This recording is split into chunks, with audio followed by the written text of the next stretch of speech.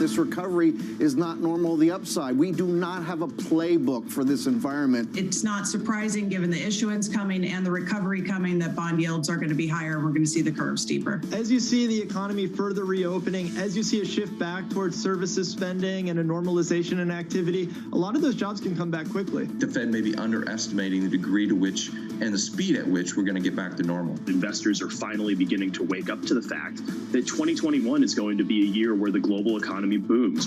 This is Bloomberg Surveillance with Tom Keene, Jonathan Farrow, and Lisa Abramowitz.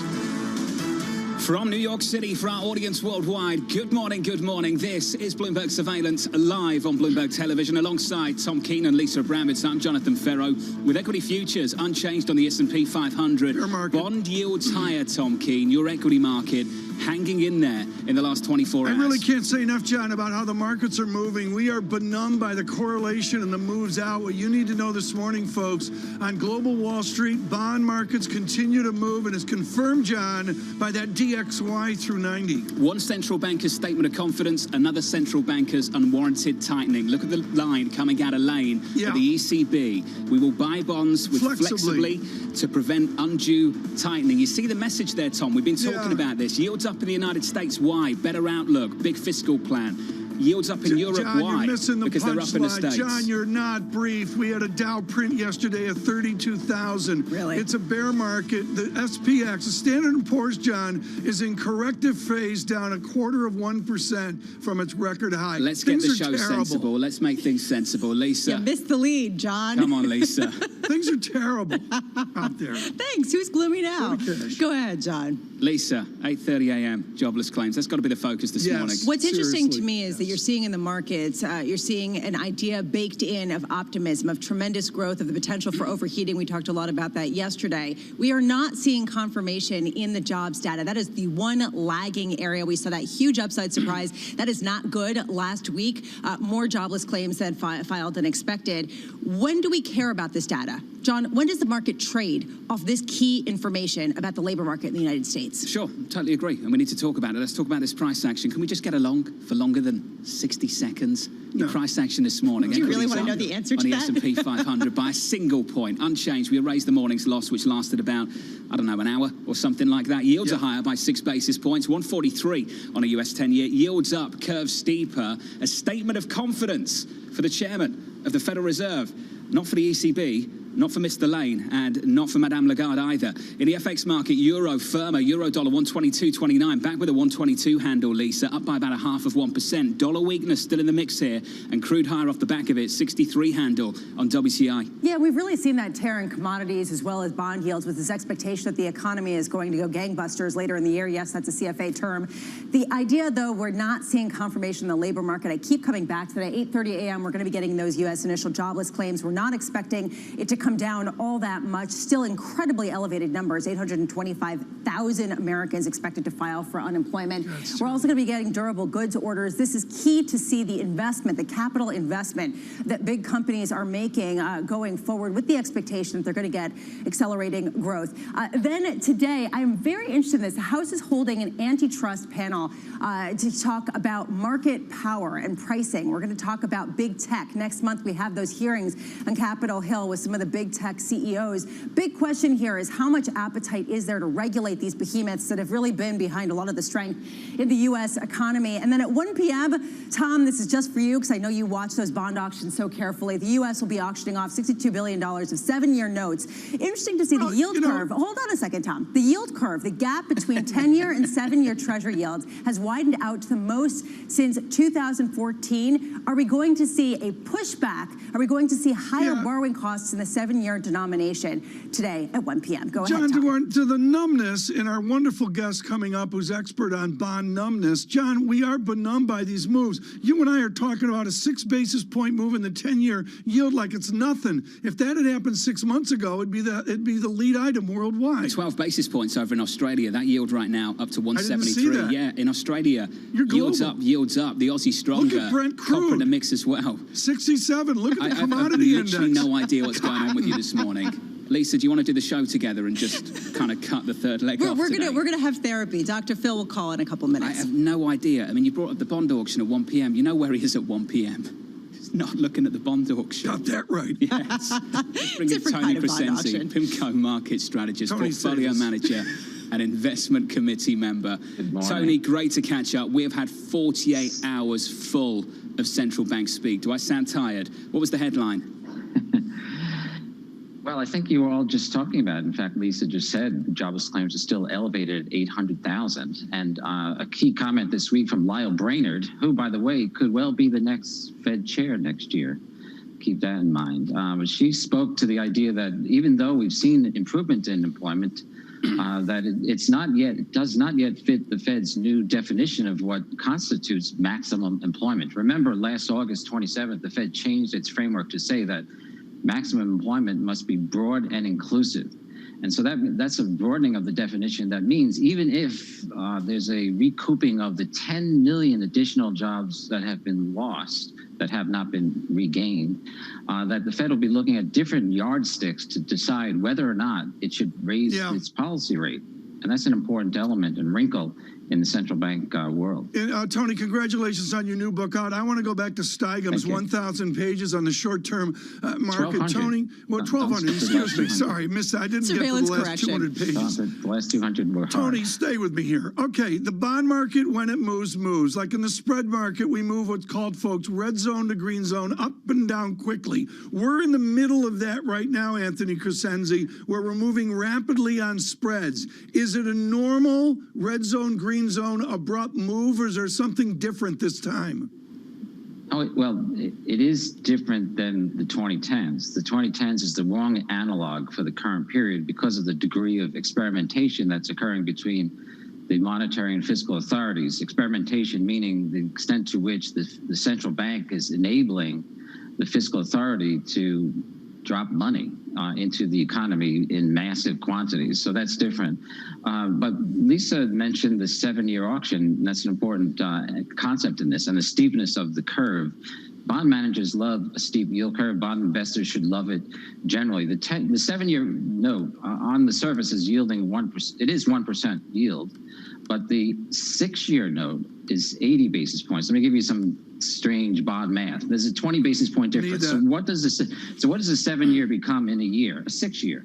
So if today the yield is 1%, next year then if the 6-year is 80 basis points, it'll fall in yield. What happens when yields fall? Prices rise. By how much? Bond math is 7 years duration times that change in yield, 20 basis points. That's 1.4 percentage points. So a 7-year, the total return in a year, if yields just stop moving, would be 2.4%. And so there's a cushion is what I'm saying. Per unit of duration is 30 basis points per unit of maturity of cushion to help a bond manager, bond investor today. Now that cushion is important for the equity investor too, the credit investor, the investor in the private markets. If they are thinking about bonds and they're worried about the move, that's a bit of insurance. It's similar to saying that you buy a 7-year today 1%. That's not quite attractive. But I mentioned the total return idea. Yeah, it is still has diversifying characteristics that enable an investor to take risk in the equity market, in the credit market, in private assets,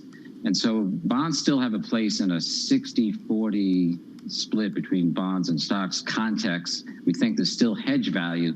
So from that context, it's still important. The steepness is important in terms of what's happened. Tony, I got to say, it does show you, though, where we are in the cycle that we're talking about bond math and such granularity to eke out a 2%, 2.3% return based on where yields are. So it does give you a sense of just where we are in the low interest rate environment. I'm wondering on a broader level, though, this rise in interest rates has really come from the rise in real yields. That's basically not the inflation expectations. And I'm not sure what to make of this. I mean, we're not seeing inflation expectations go up in tandem with yields. What's the message? That's important, Lisa. In fact, I wrote myself a note. One of the top things I wrote was real yields. Good handwriting. Good. So you picked up, you picked up on an important point. The important thing that's happening is that the rise in real interest rates is not affecting the stock market. It's not affecting the credit markets. It's not affecting markets more broadly. Financial conditions are still loose. It's another way of saying that the pain threshold has not been reached, which is to say that yields then could go higher because rising real yields, higher yields, tend to act as a automatic stabilizer, self-stabilizing mechanism in the sense that as yields rise, it causes equities to fall and then yields stop rising. And so the fact that real yields are having no impact is important. So you want to watch and see where it is that the rise in real yields starts to influence other assets, because that's probably the point where the rise in yields becomes self-stabilizing. And it's not there. It might be in the high 1% range, closer to 2%, for all we know, so long as the equity investor, the credit investor thinks that 2% is it. Tony, always great to catch up, sir. Appreciate your time. Great to see you all. Tony Crescenzi, thank you. Lot. PIMCO Market Strategist, Portfolio Manager, and Investment Committee Member. Let's pick up on that final point because it's such an important final point, Tom. Yields are up, financial conditions are okay. The supply is still coming through. The primary market in the bond market, in the credit market is functioning. Talked about the banks and energy throughout much of this year so far. Banks on the S&P 500, up 21%. Energy on the S&P 500, up 31%. This week alone, EasyJet, a travel stock over in Europe, Tom, up 18%. This is about a better outlook for growth. It is, no question about that, John, and you've seen that in the shock here with the gloom of the equity market, how we came back yesterday. Jeff DeGraff publishing moments ago at Renaissance. I love what he says, John, about a reopened trade. We are pricing, and John, I'm going to be honest, I don't think the media is caught up with the 3, 4, 5-day mood that we see correlated across the screen, with the one exception being the Pacific Rim really hasn't moved. Chair Jay Powell, Vice Chair Rich Clarida, pretty much on message all week, Lisa, saying the same thing over and over again. They see what's happening in markets, and they think it's a statement of confidence that things get better. Yeah, well, I think that what Tony Crescenzi just said there was really important, this idea that if we see real yields continuing to rise with no bleed-through effect on equities, with no dampening effect on risk assets, that's a green light for them to keep going higher. That means that the sell-off has not gone through its full iteration yet in the bond market, and that's key. At a certain point, the Fed will step in, but only when that self-fulfilling prophecy Front end stays anchored too. I would suggest that of all the speeches, all the talks we've had this week from the Federal Reserve, take a little look at Governor Brainer's speech just yesterday on employment, full employment, really worth a read. Alongside Tom Keene and Lisa Abrambitz, I'm Jonathan Ferro. What a show we got lined up for you today. 8 a.m. hour, David Malpass, World Bank President. That coming up in about 2 hours' time. With futures down, not even a single point. We're unchanged on the S&P 500. Yields are higher, up 6 or 7 basis points to 144. Wait, I'm already in cash. And Tom hasn't slept. This is Bloomberg. Should I buy Bitcoin?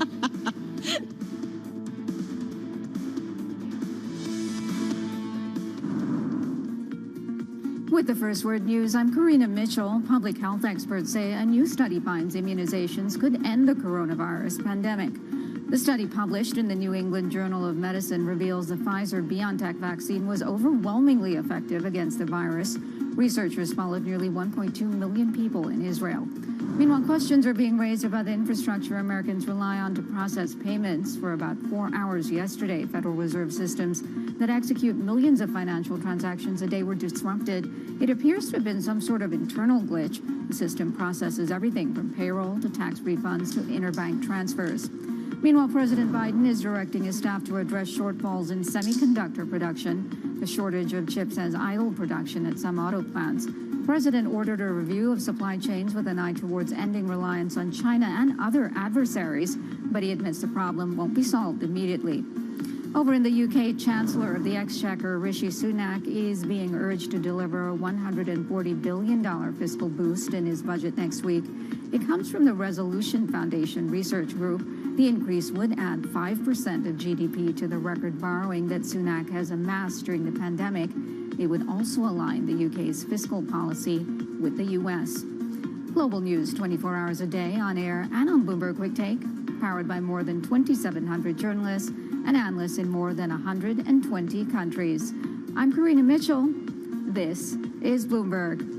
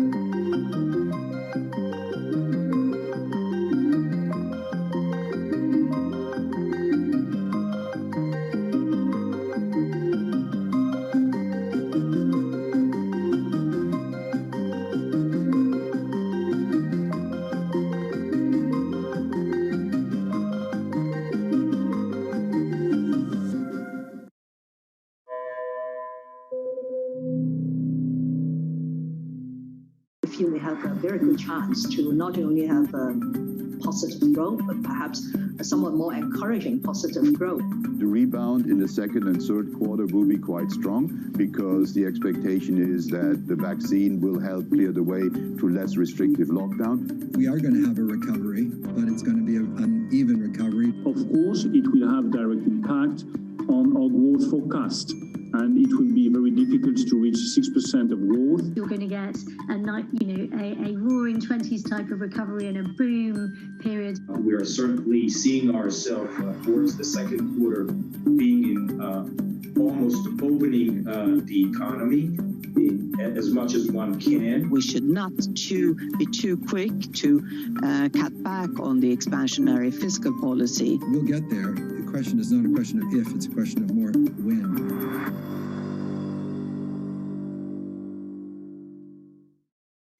Let's just start with the numbers. And it would be essentially free cash flow positive in 2021. That was sooner than people had been expecting. We have pretty good numbers here in the biggest divisions of Morgan Stanley. They are firing on all cylinders. We've had this huge rivalry historically between Morgan Stanley and Goldman Sachs. There are 24 reasons for Mr. Diamond to celebrate today. As much as people may want to focus on trading, for Bank of America, it's all about credit.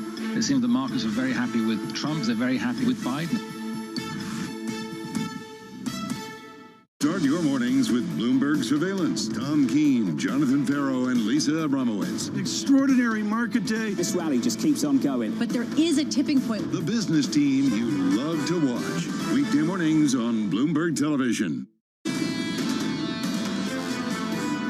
In the middle of a pandemic where nearly 11 million Americans who have already lost their jobs, the last thing you do is increase the cost on businesses. What this proposal that the Democrats are putting out there would do is increase, according to an independent study, increase the cost of child care. He picked the one issue that we were actually working together on and blew it up. Some Republican backlash against the proposed minimum wage hike in President Biden's stimulus package. Senator Tim Scott of South Carolina, Joni Ernest of Iowa, and Senator Lindsey Graham. From New York City this morning, good morning, alongside Tom Keene, Lisa Abramowitz, I'm Jonathan Ferro. Here's the price action this Thursday, about 2 hours and 12 minutes away from jobless claims in America. Equity futures pulling back just a little bit. We're down 4 and off by about 1/10%. The story, though, it is in the bond market. Yields are higher again, 144 on 10s, up 6 basis points, up 6 as well on 30s. Tom, we're approaching 230 at 229 on a 30-year yield. I mean, we're overdoing this today, folks, and we're doing that with Tony Crescenzi just on with us and Jeffrey Yu as well coming up. But I'm sorry, the markets are really, really fascinating right now. John, I'm just going to go to one thing, which is a 7-beat move, a 144 on 10-year yield. Are we ready, John, for a 150 10-year? Maybe, and I think Tony makes the big point, the most important point. At what point does it start to bite into financial conditions? And so far, Tom, it has not. But if it does, then this starts to limit itself. It makes for good conversation. The conversation right now in Washington, we're going to take a digress here and look at the stimulus, $1.x trillion. Jack Fitzpatrick joins us with Bloomberg Government for a quick summary here. The phrase of the moment, Jack, is progressive wish list, which I'm going to rephrase to liberal wish list. That's a Republican tact in the House. Glenn Kessler writing it up in the Post this morning. Can you see the pork in a bill? Like, can Jack Fitzpatrick identify the wish list versus the tangible stuff? Well, to be honest, in this one, what you could call a liberal wish list is probably the more obvious stuff. Republicans have complained not everything is related to the coronavirus. If you're looking for pork, obviously the minimum wage discussion is more just of an economic piece. Politically, a lot of these things that have to do with the coronavirus in terms of the government operating get hit by the right. You know, they're going to give money to little government agencies that you wouldn't think would need them. I saw things for the National Institute on Standards. You could comb through and find a bunch of stuff for arts agencies and that kind of thing. Some of that money, though, is so that they can operate safely during a pandemic. So it's a little bit less pork than what you would. Okay, less porky than what you would think. Jack, where are we on aid to states and cities, both Republican and Democrat? Will that be in this bill? That is in this bill. It's somewhere in the $300 billion range. that is one area where there's potential compromise, but really the parties haven't come together. If something's going to get cut, that would definitely be in the conversation. But really, this is on such a partisan track that number is still whole right now. Jack, the popular line in Wall Street is that this is going to end up being close to what it's advertised at, which is $1.9 trillion, perhaps going as low as $1.5 trillion. But that's the range we're talking about, according to PIMCO and many others. What are you hearing from people on the Hill? Is there any appetite to either ratchet it back or, I don't know, bring it up? There's not much appetite among Democrats to ratchet it back significantly, and because they just haven't had votes fall off the map, it's looking like 1.9 trillion. The big X factor in terms of affecting the economy would be that minimum wage measure, because it could get kicked out through a parliamentary process and because it's politically more difficult. But that doesn't really affect the top line number because that's more of a private sector mandate. So really the track we're on is 1.9. I don't even know if there's much of an option to take much of even a couple $100 billion off of that as it's going right now. Jack, it's the nature of markets to look past this package and look forward to the next one. I've caught up with a lot of people recently who are thinking about what happens next, what happens after this. Tax hikes, corporate tax hikes, maybe from 21% out to 28%. Jack, can you weigh in on that, how close we are to a corporate tax hike in America? Yeah, actually, if you ask Democrats, we're getting some iffiness about whether that needs to be in the next big package or not. I'm not sure why exactly they're second guessing that. If you ask Bernie Sanders, who is the budget chairman, he says, yes, let's do it. There's no reason to wait. There's a mixed reaction on whether they're going to include those corporate tax hikes, high income tax hikes. There's a lot of focus on the spending, on the infrastructure measures, climate measures. I wouldn't be surprised if the tax hikes do end up in that package that could come pretty soon in the spring. But it doesn't seem like there's entirely Democratic unity on doing it that quickly. Not there yet, but Tom, this seems to be the next brick in the wall of worry for this market that we've got to think about a little bit more, that corporate tax hikes are part of the conversation. Yeah, okay, yeah, I'll go with that, John, but I do think it's down the road because every week you go down the road, you get closer to the primaries of 2022, including former President Trump speaking this weekend to his audience. So to me, it's very political, and that tax increase runs into the politics of late 2021. Well, the politics of redistribution, Jack. Let's talk about that. The politics of redistribution become more pronounced as the year grows older. That's going to be hard to predict. There are a number of Democrats who absolutely are leaning into that, and they do have prominent roles. Again, if you ask Bernie Sanders, he has no problem at all with this. But I've asked other progressives about this. The Pramila Jayapal, who doesn't tend to step back from those kinds of issues, said that's a conversation Democrats still need to have about how hard they're going to push for that in this second package. I would note, if they do that in this second package, that allows them to spend more on whatever priorities they want because it would offset the spending. So procedurally, it does have some advantages. Jack, great to catch up, sir. Jack Fitzpatrick of Bloomberg Government, thank you. In the last 12 months, we've traded on the aggregate numbers. American wealth has gone up, even though the economy has rolled over through last year. If you think about asset prices, the value of assets has gone up. Incomes have gone up, even though unemployment last year, at one point, absolutely surged. And Tom, that's the story for this market. It trades on the aggregate numbers, not the disparity beneath. When we start to talk about redistribution at some point later this year, I just wonder how this market processes that conversation. We're redistributing coming out of a natural disaster. And John, to me, the heart of the matter is if you get 6% GDP, what's it going to be 1 quarter, 2 quarters, 3 and 4 quarters forward? No one's preparing for there to be a little better GDP than what's out there. If that better GDP, Lisa, leads to closing the gap just through growth, fantastic. Just through growth, well said. Right. If the government starts to think about closing the gap through taxes, which they are, if they start to go down that road, not for me to advocate for a position on either side, but just to say I think that will raise questions for some parts of this market. Yeah, and I will point out that PIMCO put out a report yesterday. They basically noted that the U.S. has not had real GDP growth of more than 7% without that inflation. The only times we've ever seen it in recent history was around that 1970s period of time.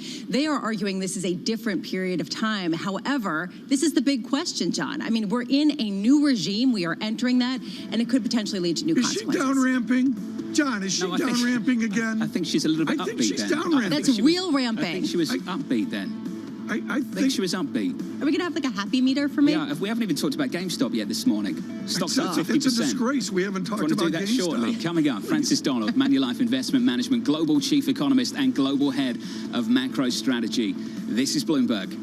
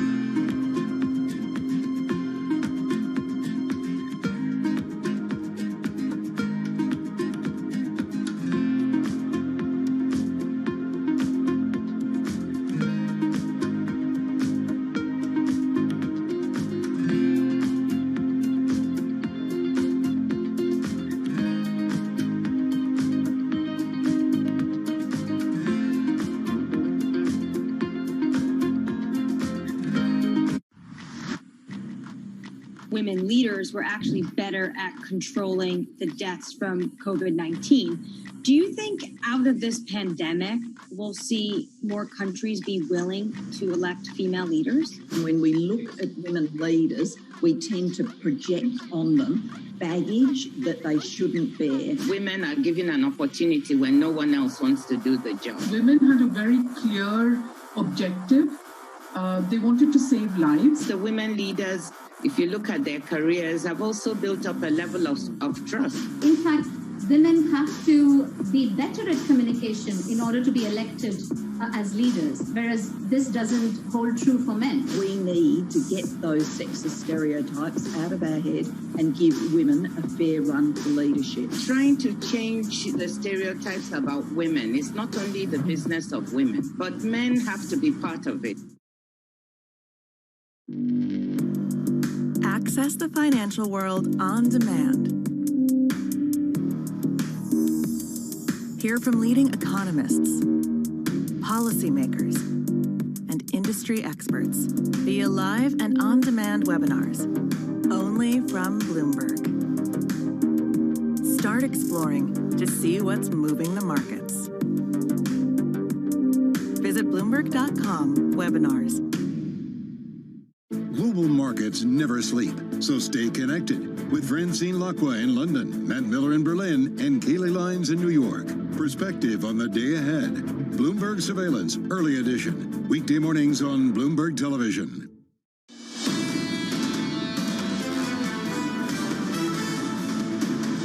From New York City for our audience worldwide, this is Bloomberg Surveillance. Here's the price action. Are we getting a little bit more comfortable with higher yields? Equity futures on the S&P 500 rolling over just a little bit, down 0.25%. The Nasdaq bouncing back yesterday, retreating this morning, down 0.9%. Real yields starting to creep higher again.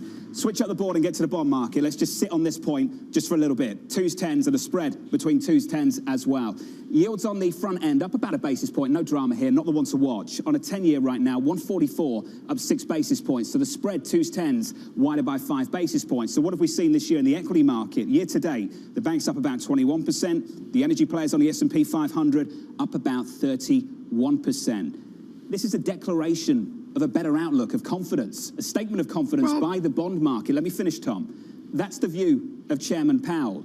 Get to this board, switch up the board. One central banker's statement of confidence could be another central banker's unwarranted tightening. So what have we seen in, say, Australia? Tom, we've seen a 76 basis point move on the Aussie 10-year this year alone, 2 months in. What have we seen in the currency market? A 3-4% move this year, but from the back end of October, much, much bigger than that. And copper, Tom, up 22%. Put all this together, it makes sense to have a stronger Aussie. It makes sense to have higher yields in a global context. But for Australia specifically, for Europe as well, Tom, I don't think this is what they want to see.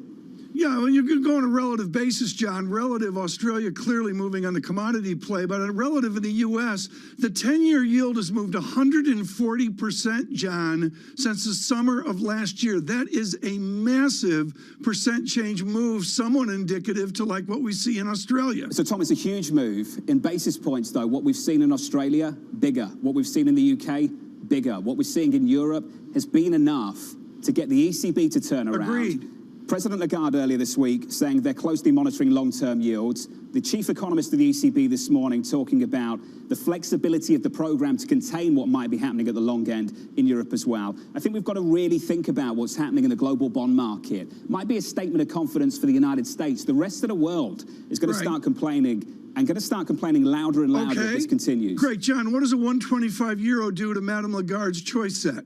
I think it complicates things for the inflation mandate, Tom. I think they've been very clear about that. So if you do start to see that profound dollar weakness continue, that pronounced dollar weakness that we've seen against, say, the Aussie, against the euro a little bit more, then I think Europe's got bigger problems, high yields and a stronger euro. They do not want to see this. They don't want to see this. Where are you going to get a data check like this, folks? On radio and TV worldwide, Global Wall Street, good morning. John Farrell, Lisa Bramwitz, and Tom Keenan. Now we're going to translate that data into the economic view. We do that with Frances Donald Manulife. She's really quite good at adapting and adjusting to the changing linkages of market with economics. Frances, do you change your economics because of the markets, or do the markets change because of the economics? Well, they're not really very closely tied together since COVID occurred, but we are at this stage where if we start to see tightening of financial conditions, it will matter to the economic outlook. And this is what central bankers are watching. I watched every minute of Powell speak in the last couple of days. I learned nothing new. And yet overnight, a huge amount of information from a lot of central bankers who are clearly worried about their economy because of the financial conditions. That includes Australia, who tried to expand purchases and saw yields rise pretty aggressively in response. It includes the ECB coming out and saying we're uncomfortable with this. It includes the Bank of Canada with 2 speeches this week trying to imply that they're more nervous than the yield market suggests. These are all central bankers who worry that the financial conditions are now hurting the economy. Well said. Now, I know you're focused on the real yield. Fridays, folks, 1 p.m., a 2-hour special this week with John Farrell. Frances, I want you to focus on the trip point that you're watching. Is it euro? Is it the real 10-year yield in the U.S.? Is it something I don't know? Yeah, I'm watching both real yields and the term premium, because as much analysis as we do, that's when you hit the circuit breaker on equities. We have a little bit of ways to go here. You could see real yields rise 30, 40 basis points more before they become very problematic. But I think Powell himself, who is appearing as though he's very comfortable, is going to get a lot more nervous as those real yields start to go. Real yields that are this negative with the economic outlook that we have are unsustainable. They have to rise. The hope is that they do it very smoothly and not too aggressively. In the last couple of days, I'm a little bit more nervous about that. Talking about being nervous, and Frances, you do a great reality check. What are you seeing in terms of labor market expansion or lack thereof, and how consistent that is with the optimism we're seeing in markets? The biggest challenge of 2020 was just acknowledging that we could see these really severe job losses and they wouldn't translate to necessarily a huge economic shock because those who had lost their job were so-called lower spenders, right? But now as we head into 2021, we are seeing the employment numbers already lag. Jobless claims should be doing substantially better than they are now. but it's not an equity trade. It might be a rates trade, because even though we see almost 10 million Americans unemployed, their spending is not feeding through to GDP and retail sales as much as those that are still employed now. What I think the mistake is to ignore that entirely and think the Fed doesn't care. The Fed cares deeply. This market does not believe the Fed when the Fed says it won't be hiking rates until 2024. The employment side of the mandate is what the market has to listen to more, or else they're going to get that wrong. Well, Francis, there's one thing about raising rates. There's another thing about expanding the purchases into longer duration assets. And that seems to be off the table, or people aren't really talking about it so much. When does that come back on the table, or is that off the table for the Fed? I don't think it's off the table. This Fed is going to have to do something to anchor that front end if it starts to rise. Just like all these global central banks are trying to contain the move in yields, it's not going to be enough to just talk down yields from these levels. Powell was extraordinarily dovish in the last few days. It did nothing for him. I suspect we're going to hear a little bit more about yield curve control at the front end. We might hear about extending WAM. These are issues that are going to come back to the fray. I used to think back in December that extending the weighted average maturity of purchases was absolutely on the table. It seems they wanted to save it for a situation like this. That might have been the right move. Francis, you mentioned the labour market. Let's talk about it. The word you hear a little bit more recently is employment and not unemployment. Can you walk me through the emphasis shift there, particularly of the last several years for the Fed, and why that matters? Yeah, that's right. When we do our monthly chart book, we used to just have the unemployment rate. We've now expanded it to a range of different measures, things like employment to population. Labor force participation rates in the United States have dropped very precipitously and more than we've seen in other countries. This is problematic for the Federal Reserve, and they've been very clear. They are expanding the way that they look at the employment market, and we as market players will have to do that as well, or else we're not going to see what they see, which is the adjusted employment rate for all of these underlying factors is closer to 10%. It doesn't look as good as we see on our Bloomberg screens when that non-farm payrolls comes out. This is another reason why, even though we could see an earlier taper than perhaps some expect, the Fed is not going to raise rates until it sees material improvement there. And these underlying issues are not going to correct in 2021. It's going to take a couple of years. So help us redefine success, Francis, what we should be focused on. Well, I can only define what the Fed tells us it's watching. That's what I have to do. And essentially what we're looking for is material soaking up of that labor force participation rate, getting it much higher, seeing a little bit of a closure of those racial and income disparities. This appears to be a key focus for the Federal Reserve. It doesn't appear as if the market believes that this is a key focus. It doesn't appear that the market believes in average inflation targeting. They are pricing in a rate hike that is too early based on what the Fed is telling us. So either the Fed will get swept up in higher inflation, or they're going to stick to what they're told us, in which case they're not hiking till 2024. Francis, this has been hugely, hugely valuable. And to me, the heart of the matter is whatever your number is you got in your head for Q2 GDP, there's a mystery to how that sustains to Q3, Q4. What is the probability or weighting that we underestimate better GDP growth Q3, Q4 of this year? So I suspect that we're going to see Q1 and Q2 were much better than most expected. Agreed. And we're seeing that priced in now. We expected that the soft patch would be in Q1, but actually it looks like it was November, December, January. Q1, Q2 going to be very strong. Where I think the mistake might be is, yes, data will be better in Q3 and Q4, but guess what? The reopening trade is priced. We know we're going to have an aggressive reopening. There's so much more scope for downside surprises in the second half of the year, and this is what really worries me. I tell my team, don't come in and tell me that the vaccines are doing better and virus case counts are down. We know that. I need the next big catalyst. And when I think about the next big catalyst, it's a little bit easier for me to find downsides than upsides based on what we already know and what's consensus. Francis, thank you. Can we have Francis on every day? Francis Donald, Manulife Investment Management Chief Economist and Head of Macroeconomic Strategy. Francis, thank you. A lot of people are thinking about the same theme. Just think about it. Is it a by the rumor sound the news factor? When the economy starts to get better, does the market head the other way? John, what's so important here, and I think it's entertaining for us, and we go through the 3-hour simulcast because we got a lot to talk about right now, is, John, we are in a natural disaster with great uncertainty, and that medical uncertainty has come right over to all of the guesstimates and predictions that we have out into 2022. It's been a week of capitulation, Tom, a week of capitulation on the south side. Economists upgrading their forecasts, and I think it really started with Anna Zettner of Morgan Stanley, who we caught up with in the past week as well. Francis asked a really important question, Lisa. What are the sources of upside surprise in the back half of this year? Maybe it's looking out to 22, and I think we return to the Morgan Stanley call of 2022 of 5% GDP growth, which is far north of what the Fed expects and north of consensus as well. Well, there's also a real uncertainty about policy, as you say, and what the bleed-through effects will be in the economy, because how sustainable this is will depend in large part on what the government does, right, and how much people can spend more, and it creates this virtuous cycle. I was talking about this last night as I was thinking about vacation plans with my family, but I was just talking about, how if we spend more, the people have to be hired more, and then they spend more, and do we get into that virtuous cycle that we haven't gotten into? You talked about a virtuous cycle with a 10-year-old. 11. He's 11. He's 11 now. Okay.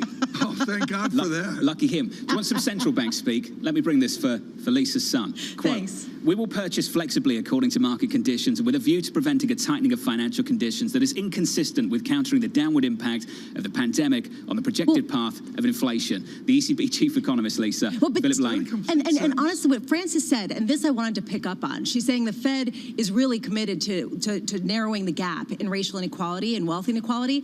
Can they do that at this point with their policies? Can the ECB do that with their policies? Well, the ECB wants no part of what's happened in this bond market. Let's be clear about that. We've heard from Lagarde and Lane. I think on employment, Tom, I think Governor Brainerd just put it perfectly. These changes to our new monetary policy network recognise that removing accommodation preemptively as headline unemployment reaches low levels in anticipation of inflationary pressures that may not materialise may result in an unwarranted loss of opportunity for many Americans. That's the new view of the Fed. Maybe the new view of the Fed, the 10-year just printed a 145. Yields up. Not biting into this market too much, though. Equity futures, what are we down? 13 points? Off by about a third of 1%. We roll over just a little bit more. You just wonder when we start to reach that buy point. More still to come from New York. This is Bloomberg. In New York with the First Word News, I'm Karina Mitchell. A new study says the Pfizer-BioNTech vaccine could help end the coronavirus pandemic.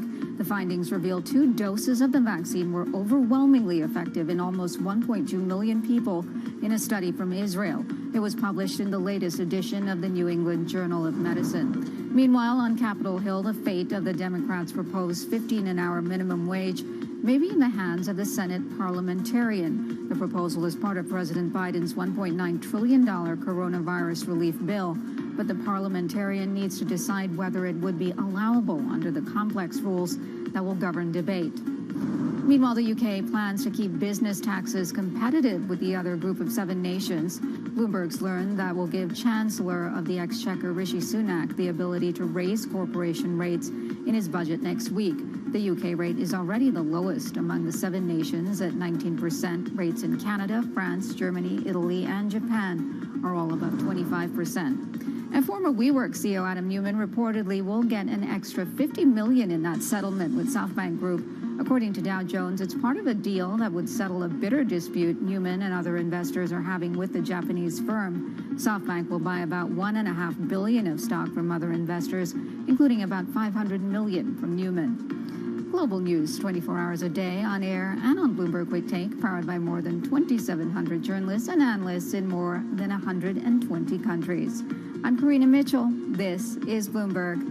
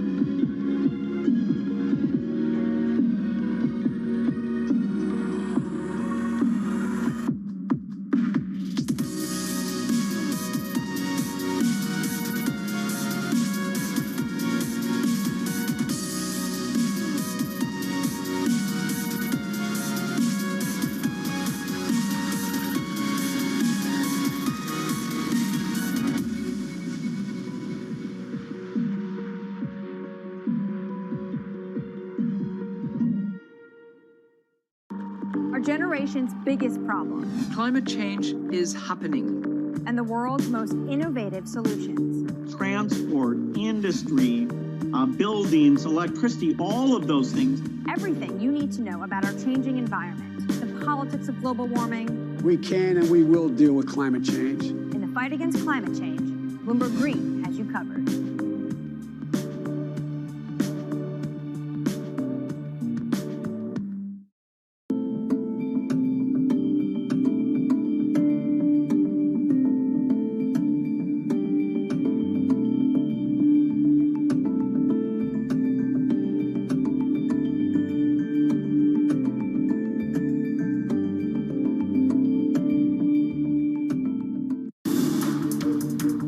Every Friday with 30 minutes dedicated to fixed income, I'm Jonathan Ferro. This is Bloomberg Real Yield.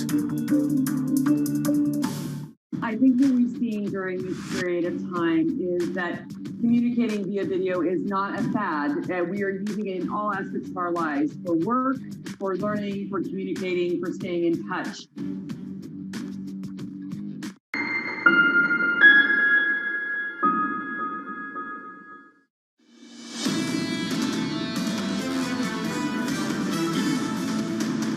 From New York City for our audience worldwide, alongside Tom Keene, Lisa Abramowitz, I'm Jonathan Ferro. A developing story, a little bit of news for you. Let me bring it to you. Pfizer and partner BioNTech beginning a clinical study to see if a third shot of their existing COVID-19 vaccine can stimulate a stronger immune response against new variants. A really important step forward, Tom Keene, and hopefully we get some positive results. We have a vaccine. It's rolling out quite well in the United States. The threat of the new variant is a serious issue for later this year as the year grows older, and this is a step in the right direction, which hopefully generates some good results. And John, you and Francine were way out front on this, on the mystery in the United Kingdom on the variant. Different discussion maybe than what we see in New York City and across this nation. We get lucky with the Pfizer headlines that we see right now on booster shots, on variants. Gigi Granvall joins us with Johns Hopkins Center for Health Security, and truly one of the nation's leading immunologists on where we are, I should say, right now.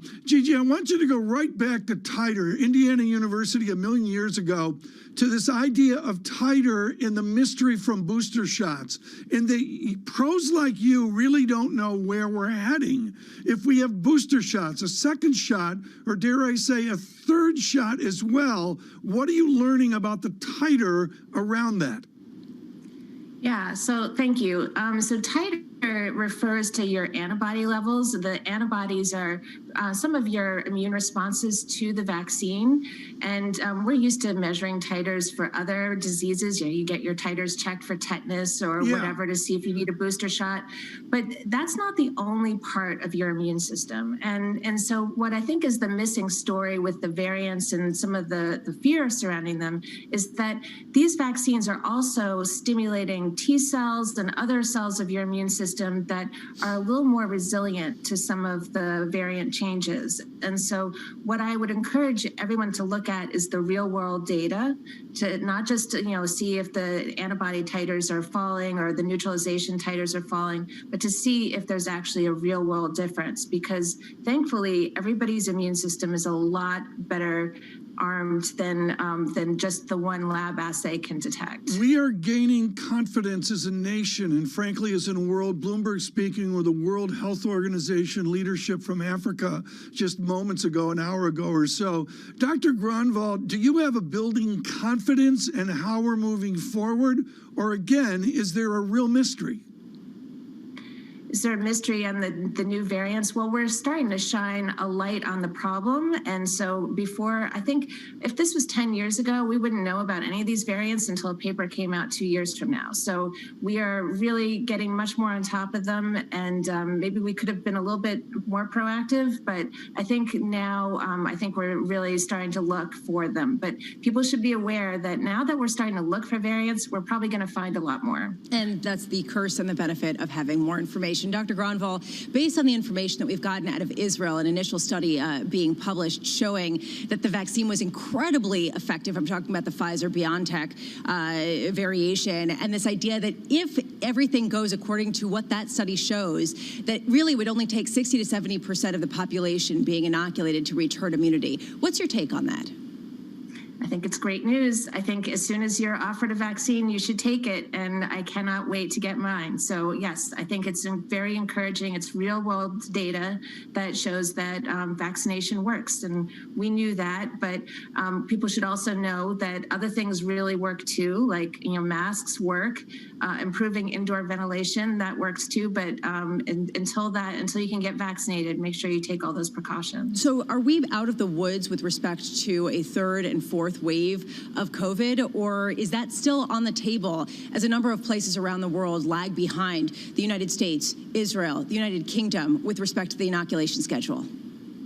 Absolutely. So if anything this year has taught us is that infectious diseases don't care about borders.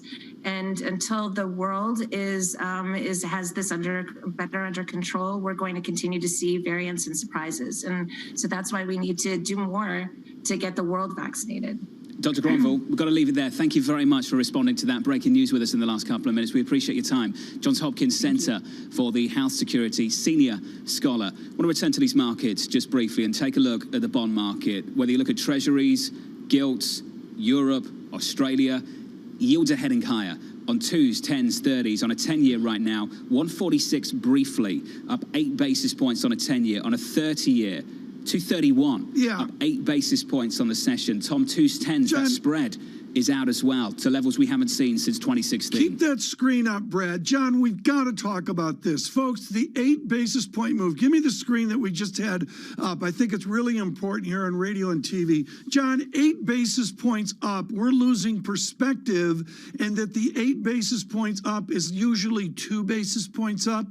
Maybe 3 is a big move. This is 2 days in a row of ginormous moves out to 146 rounded up. These are big moves, and I believe 150 is the year-end target for the team over at Goldman. And I think there are limits to this move as well. But at the moment, given where we are on S&P 500 futures, given what we've seen on the supply side of things in credit, Lisa, there's no real concern in financial conditions yet. I use the word yet just for you because we're not there yet. Well, actually, I can point to a couple small examples of perhaps hesitance by corporations when it comes to borrowing right now. Yesterday, one borrower actually postponed its issuance, its corporate debt borrowing, because of the rise in Treasury yields, and 2 others chose not to announce. This is not stress. This is more optimal financing and this belief that perhaps things will stabilize at a lower rate. But it does raise concerns. There are real-world consequences, especially, John, the uncertainty in the pace of the move. When does it stop? We are not seeing signs that it's stopping just yet. We're not seeing signs of concerns in the United States, but we are seeing signs elsewhere. And we talked about this with Francis Donald of Manulife. Yields are up in the United States, and Chairman Powell called it a statement of confidence. And we keep reflecting on this. It becomes a theme this morning that one central bank's statement of confidence is another central bank's unwarranted tightening. So what have we seen in Australia? Overnight, coming in and buying billions of Aussie dollars worth of Aussie bonds. What happened to yields? Yields are higher on a 10-year by 12 basis points. In Europe, Philip Lane, the ECB chief economist, comes out this morning and talks about looking at the long end. Yields going up too far, maybe. Where are Italian 10-year yields this morning? Tom Keene, they're up 8 basis points. The central bank talk, even the central bank bite, is not putting a lid on this. Bloomberg headline, I'm going to go back to this with Philip Lane, an acclaimed economist from Ireland. John, undue tightening. There's just no question about it. They're going out and beginning to signal the moves in these markets. And I would say the easy way for our audience to do is to correlate to foreign exchange, rather. 122.29 on euro. When does Lane go from undue tightening to screaming? I think they're pretty close, Tom. I think they're pretty close. And in a global context, US is going to do better this year, much better, given the way things look right now. China, better. We've seen that over the last 9 months anyway. In a global context, it makes sense for global bond yields to be shifting higher. But this is when we start to talk about more dispersion. Never mind the global synchronized growth story, Tom. You've got to think about what this does to the outlook for Europe, the outlook for, say, Australia. These economies are still shut down, largely in large places, especially in Europe. Does the outlook get better anytime soon to warrant what we've seen in the bond market? Huge conversation still to come. From New York City this morning, good morning. Alongside Tom Keene, Lisa Bravitz, I'm Jonathan Ferro. Futures roll over just a little bit. We're down 14, call it 13, off by a third of 1%. From New York, this is Bloomberg.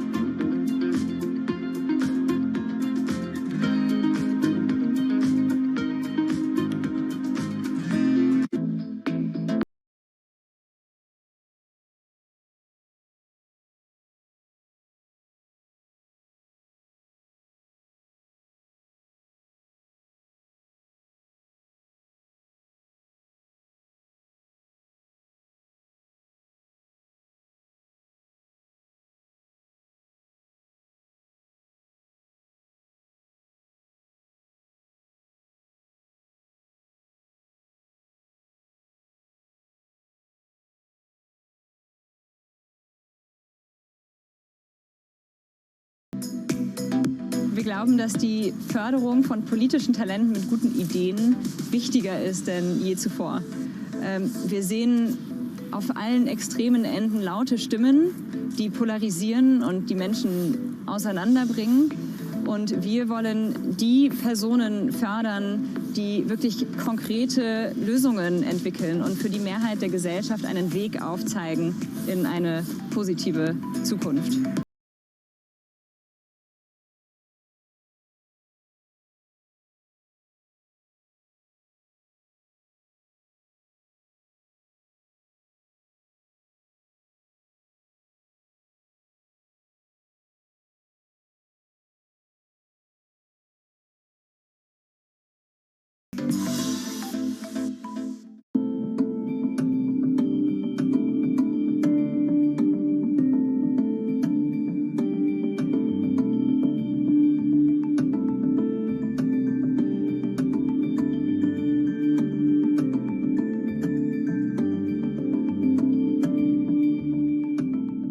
BSO Now is your online home for weekly Boston Symphony Orchestra and Boston Pops performances. See new concerts that go behind the scenes, plus acclaimed archival concerts. Visit bso.org/now, where the music plays on. BSO season sponsor, Bank of America. BSO Now is your online home for brand new Boston Symphony Orchestra and Boston Pops performances. Discover new releases each week that include behind-the-scenes storytelling with conductors including music director Andres Nelsons, guest composers and musicians, plus critically acclaimed archival concerts and more. Visit bso.org/now, where the music plays on. BSO season sponsored by Bank of America.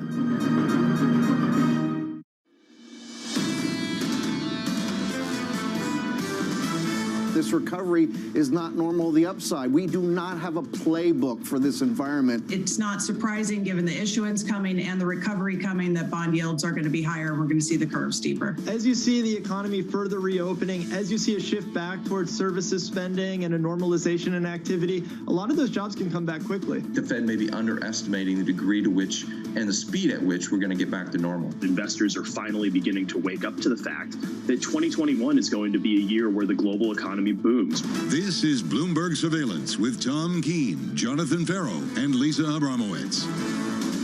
From New York City for our audience worldwide, good morning, good morning. This is Bloomberg Surveillance live on Bloomberg TV and radio. Alongside Tom Keene and Lisa Abramowitz, I'm Jonathan Farrow. Equity futures down 10 on the S&P 500. We're negative 1/3% on the NASDAQ, off by 0.9%. Once again, the attention on the bond market. Yields are higher on 10s by 7 basis points, on 30s, Tom, by the same amount. Just a little pause in the last 10 minutes, John, but this has been a substantial push higher in yields in the last 2 hours. John, I'm fascinated where yields will be through the morning and even into the afternoon as we saw that abrupt equity turn yesterday. And the bond market sell-off is global. That's the story this morning. No question and we're already getting the pushback from Europe, from Australia and elsewhere. What do we see in the States?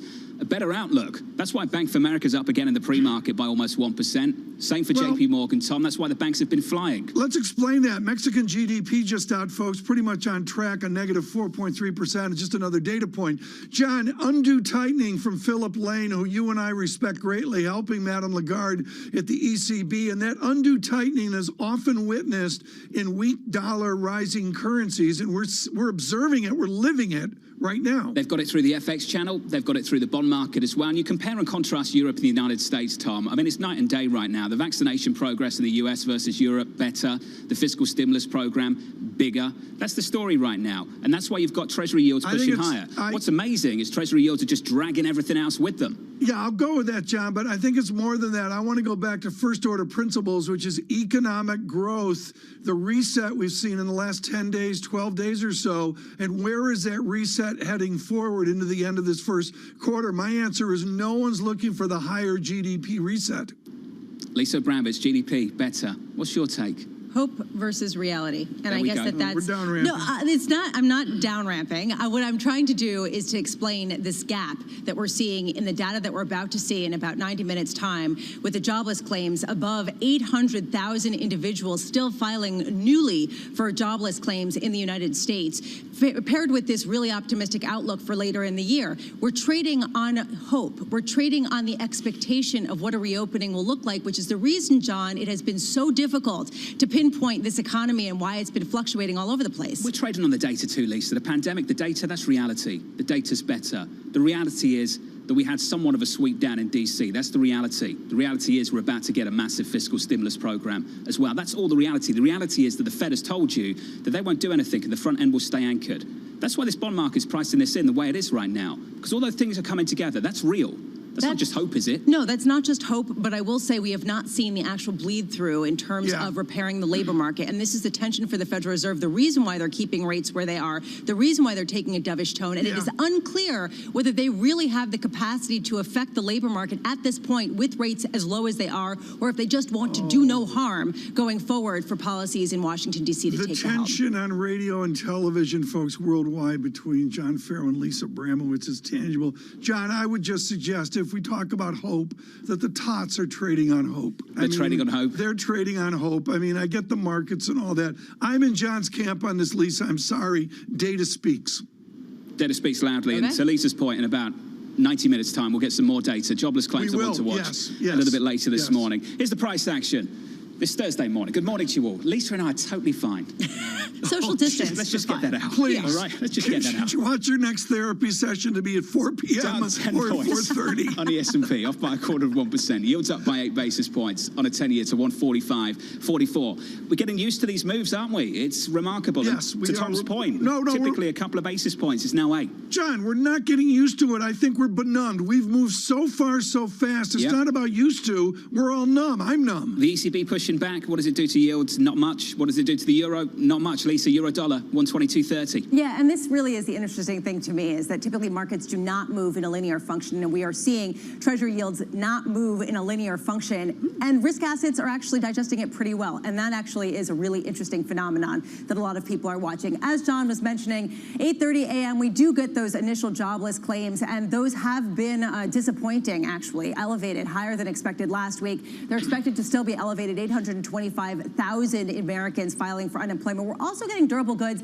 and that's where we can start seeing that optimism, the idea that companies are investing in their infrastructure, investing in hardcore goods with the expectation of growth accelerating. Then at 10 a.m., the House Antitrust Committee is holding a hearing on market power, and this really goes to the tech hearings that we're expecting next month, this idea of what is the appetite to go after some of the big tech names, especially in a time of a nascent economy really getting steam. Do they really want to halt that in some kind of way with regulation? And then at 1 p.m., Tom Keene is really keen on this one. We've got $62 billion of 7-year notes being auctioned by the U.S. Treasury.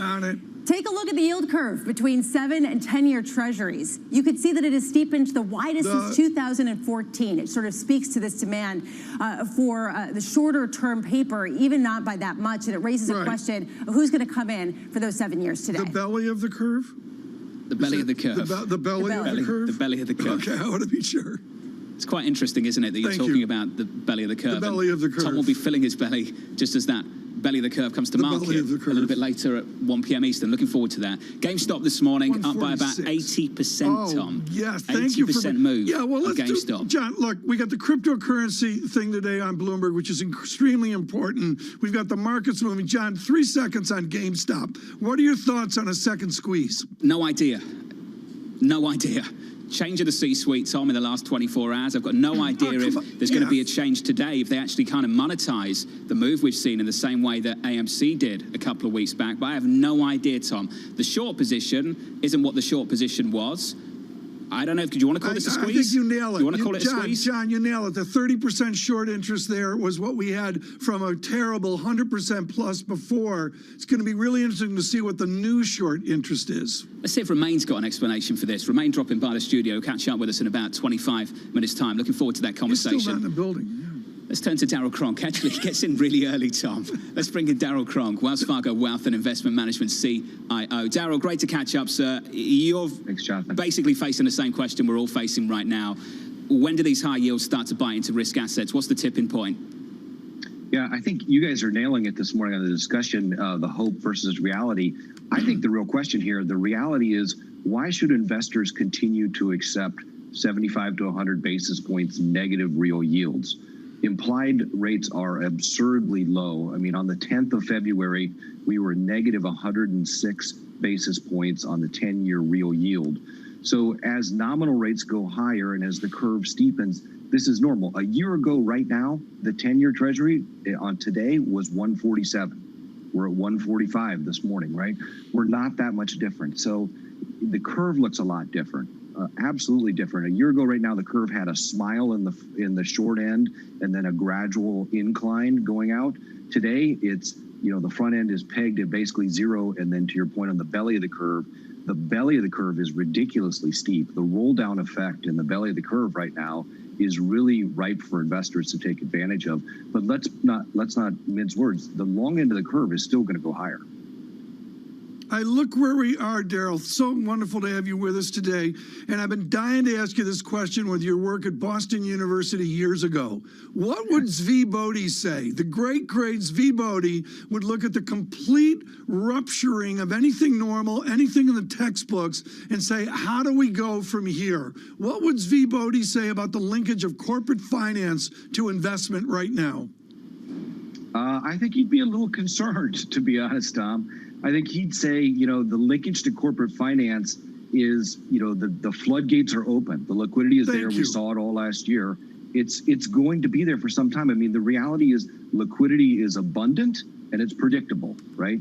Not just Chair Powell, but Vice Chair, Governor Brainerd yesterday reaffirmed this fact. You've got massive fiscal stimulus. You've got a Fed who wants higher inflation. That equates to higher rates. And the question is risk markets, can they handle that? We believe they can, because we believe rates are going higher for the right reasons, right? You guys know well that rates can go higher for the right reasons, meaning 5.5%, 6% US GDP growth this year, or they can go higher for the wrong reasons, which is just inflation expectations rising higher and the term premium going up with no growth. So, Daryl, at what point are bonds a buying opportunity for you?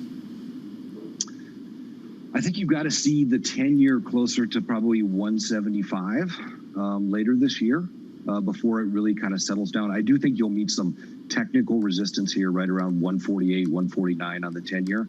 But we think you need to kind of be overweight equities here, Lisa, and really play defense and protect in the bond market, particularly on your duration side.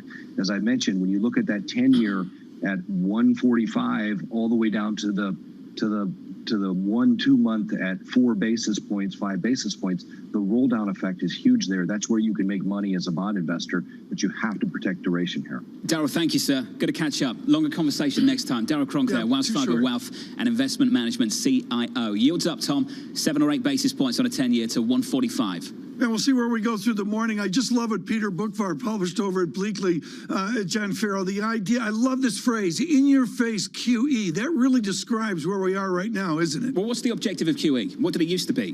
What did it used to be? Which one? 1, 2, 3, QE 4? 1, 2 in the early days, QE 1, it was about pushing you out of the bond market. It was about getting long-term yields high. They didn't want you there.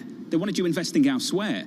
Now it seems to me that over the last couple of years, we started to view bond buying as something to cap yields, not to push yields higher. I go, and John, was the great Zvi Bodhi, a great mentor of mine as well at Boston University. John, it is so artificial right now. And again, as we look at yields moving, we forget that. Yields up, and yields up on a real yield as well by about 6 basis points this morning to negative 73, just short of that level. And Tom, that's got to be the story for big tech as well. The NASDAQ rolling over, NASDAQ futures lower. Yeah, NASDAQ futures lower. I want to see where we are at 2 p.m. because it seems like every day we go through this agony on our simulcast, and then 4 hours later after your properties, boom. A little bit later today, in the next hour, in about 50 minutes actually, David Malpass, World Bank President. Really important conversation coming up a little bit later. From New York City this morning, good morning to all. Yields are higher, equities are a little bit lower. We're down 11 points on the S&P 500, down a third, call it a quarter of 1%. Alongside Tom Keene, Lisa Abramowitz, I'm Jonathan Ferro. Heard on Bloomberg Radio, seen on Bloomberg TV. This is Bloomberg Surveillance.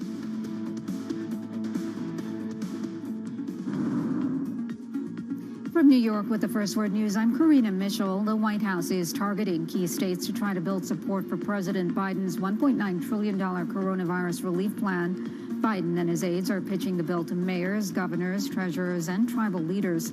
The administration is focusing on 13 states, among them Ohio, Pennsylvania, West Virginia, Arizona, and Georgia. The effort serves as a dry run for an even tougher sales job on the next stimulus package. Over to China, it is dismissing U.S. efforts to shift supply chains towards alternative sources as unrealistic.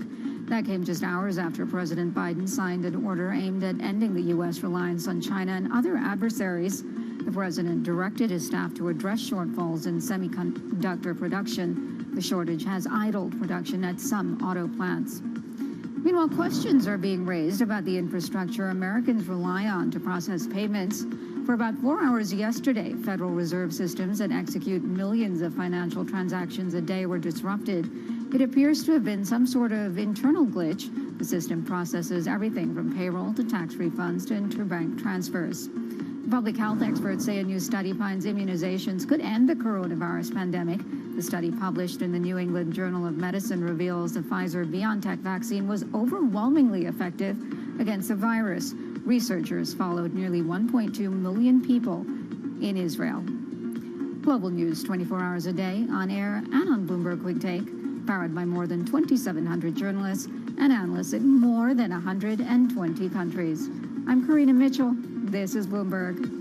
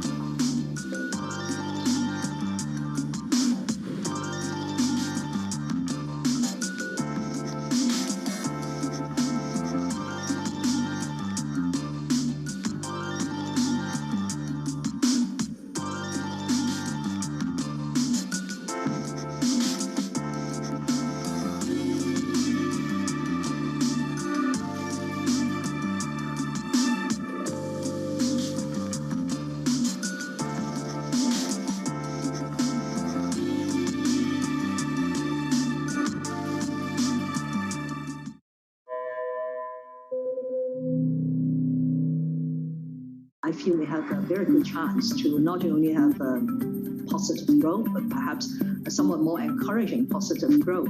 The rebound in the second and third quarter will be quite strong because the expectation is that the vaccine will help clear the way to less restrictive lockdown. We are going to have a recovery, but it's going to be an uneven recovery. Of course, it will have direct impact on our growth forecast. And it will be very difficult to reach 6% of growth. You're going to get a roaring 20s type of recovery and a boom period. We are certainly seeing ourselves towards the second quarter being in almost opening the economy as much as one can. We should not be too quick to cut back on the expansionary fiscal policy. We'll get there. The question is not a question of if, it's a question of more when.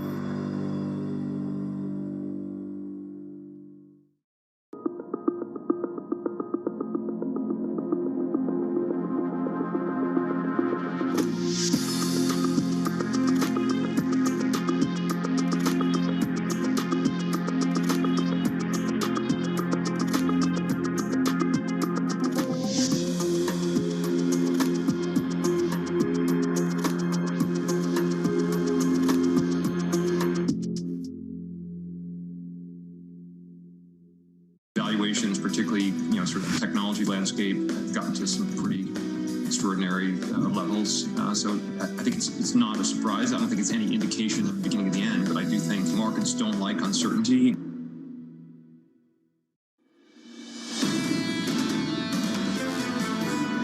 We have 10 million fewer people working on payroll jobs than we had just 1 year ago today, and that the unemployment rate, the reported rate, is 6.3%. But if you include people who were in the labor force and indeed working in February and a couple of other adjustments, you get to almost a 10% unemployment rate. So there's a lot of slack in the labor market and a long way to go to maximum employment. That's the message from the Federal Reserve, from Chairman Jay Powell in his semi-annual testimony this week. From New York City this morning, good morning. Alongside Tom Keene, Lisa Brabbits, I'm Jonathan Ferro.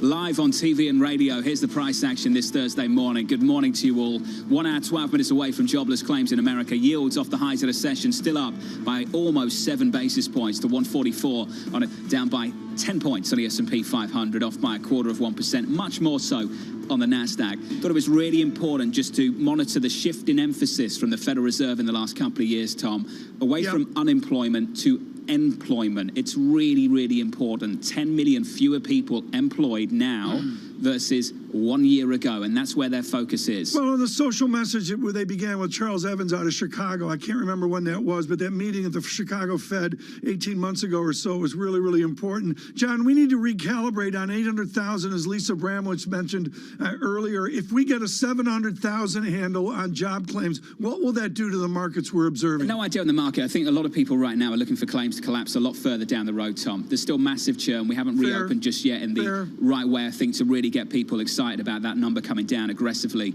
anytime soon. Kevin Cerulli, our chief Washington correspondent. Now, Kevin, John and Lisa want to talk about the issues at hand. I thought Jim Vanderhei over at Axios really captured it nicely with a single, 5-word sentence. The GOP needs 6 seats to take the House in 2022. That's going to be a message for former President Trump this weekend. That's a shocking number. I think, Kevin, a lot of people across America don't realize that +6 number. You know, Tom, you're speaking to the political junkie in me, and Vanderhei really captures this in his morning note over on Axios. But 3 points here. First and foremost, by focusing on the state legislators, it's easy, free media in local media markets, because the headline is simple: state lawmaker says X. That's how former President Trump was really able to keep alive the invalidated claims with regards to unvalidated claims with regards to voter fraud in the last election. They had a whole operation targeting some loud, outspoken state legislators in battleground states like Pennsylvania. Secondly, when I mentioned this on air last week, when I talked to sources who still talk to former President Trump, what they say is that he is going to be organizing not just a super PAC to impact the House, but also to take back state legislators and to impact policy at the state legislator level for voter ID laws. And then finally, CPAC, you mentioned it. It's this weekend. It's down in Florida. It's not being held virtual. And this is Trump's, it's already being positioned as Trump's comeback of sorts. And I was struck again by Senator Romney's comments earlier this week that said that he would win a 2024 primary. Is there a Republican middle that can be part of a $1.x trillion stimulus? Are they so distracted they don't exist? You know, if you subscribe to the notion that this political infighting in the Republican Party will be able to attract a larger tent and a bigger tent party, then yeah, we could be talking about in a couple of years the great Republican comeback where they were able to have a mind meld, so to speak. But yesterday at the press conference, I don't know if you caught this, at the Republican Conference weekly press conference, Leader McCarthy was asked if Trump should speak at CPAC. He said yes, and then right after that, right standing off stage, was Congresswoman Liz Cheney, and she's got her mask on, socially distanced, and says no, he should not. Well, there definitely is a lot of confusion with respect to who the leadership is going to be of the Republican Party going forward. Joe Biden is trying to go beyond politics when it comes to pushing forward the $1.9 trillion stimulus package, not just when it comes to getting it through, which seems like a done deal, but also garnering enough support in the popular vote, right, that among the rank and file of America in order to push through some of his other priorities. There was a great story on the Bloomberg today about that. How is he going direct to voters to try to get popular support for getting free money, but also for some of the other initiatives in this bill? Well, he's hit to some extent, the virtual campaign trail. He was in Texas. He traveled to other states in the Midwest to try to drum up support here. But when you've got Ron Klain appearing on MSNBC, the president's chief of staff, clearly they know that they have a huge, massive battle on their hands, and they're starting to read the political tea leaves, which is that the patience of the White House press corps has started to run thin. And so I think that they're at a major crossing roads, and that after the passage of this stimulus, it's going to be fascinating to see whether or not they can get support for infrastructure. Kevin, just give me a bit more color there. Patience running thin. Why?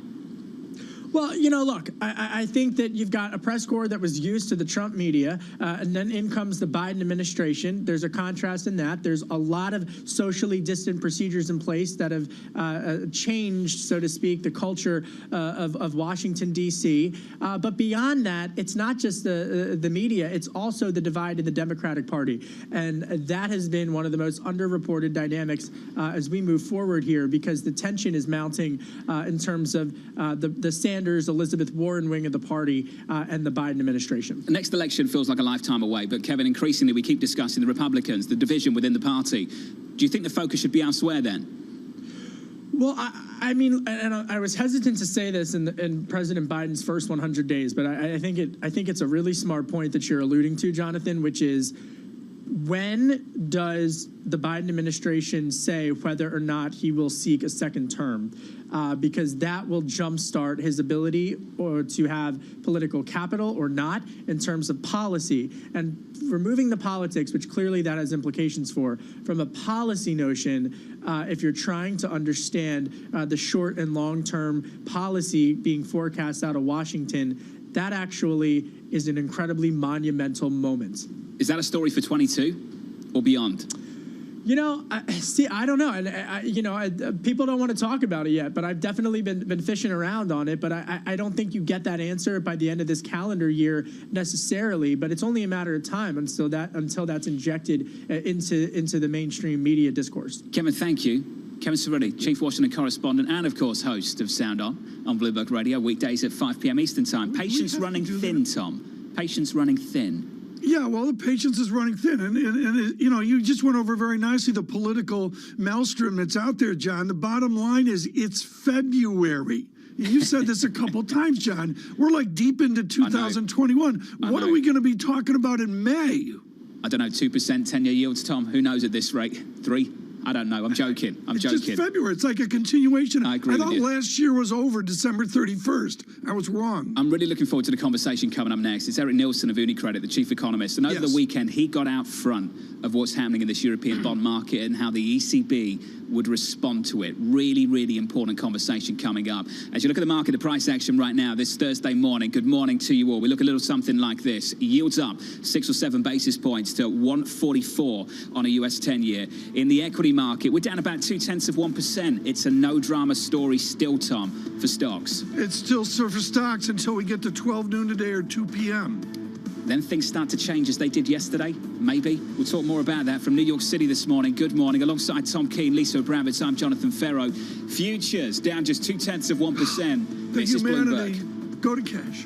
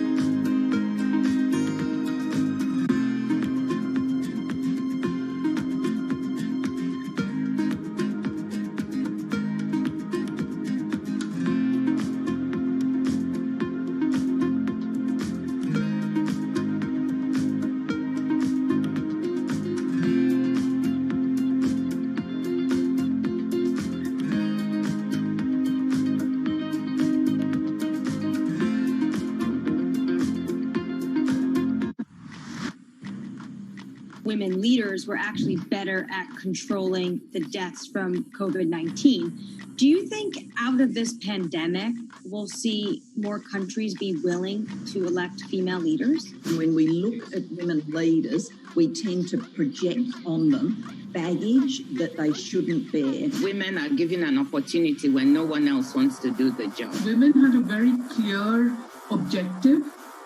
They wanted to save lives. The women leaders, if you look at their careers, have also built up a level of trust. In fact, women have to be better at communication in order to be elected as leaders, whereas this doesn't hold true for men. We need to get those sexist stereotypes out of our head and give women a fair run for leadership. Trying to change the stereotypes about women is not only the business of women, but men have to be part of it.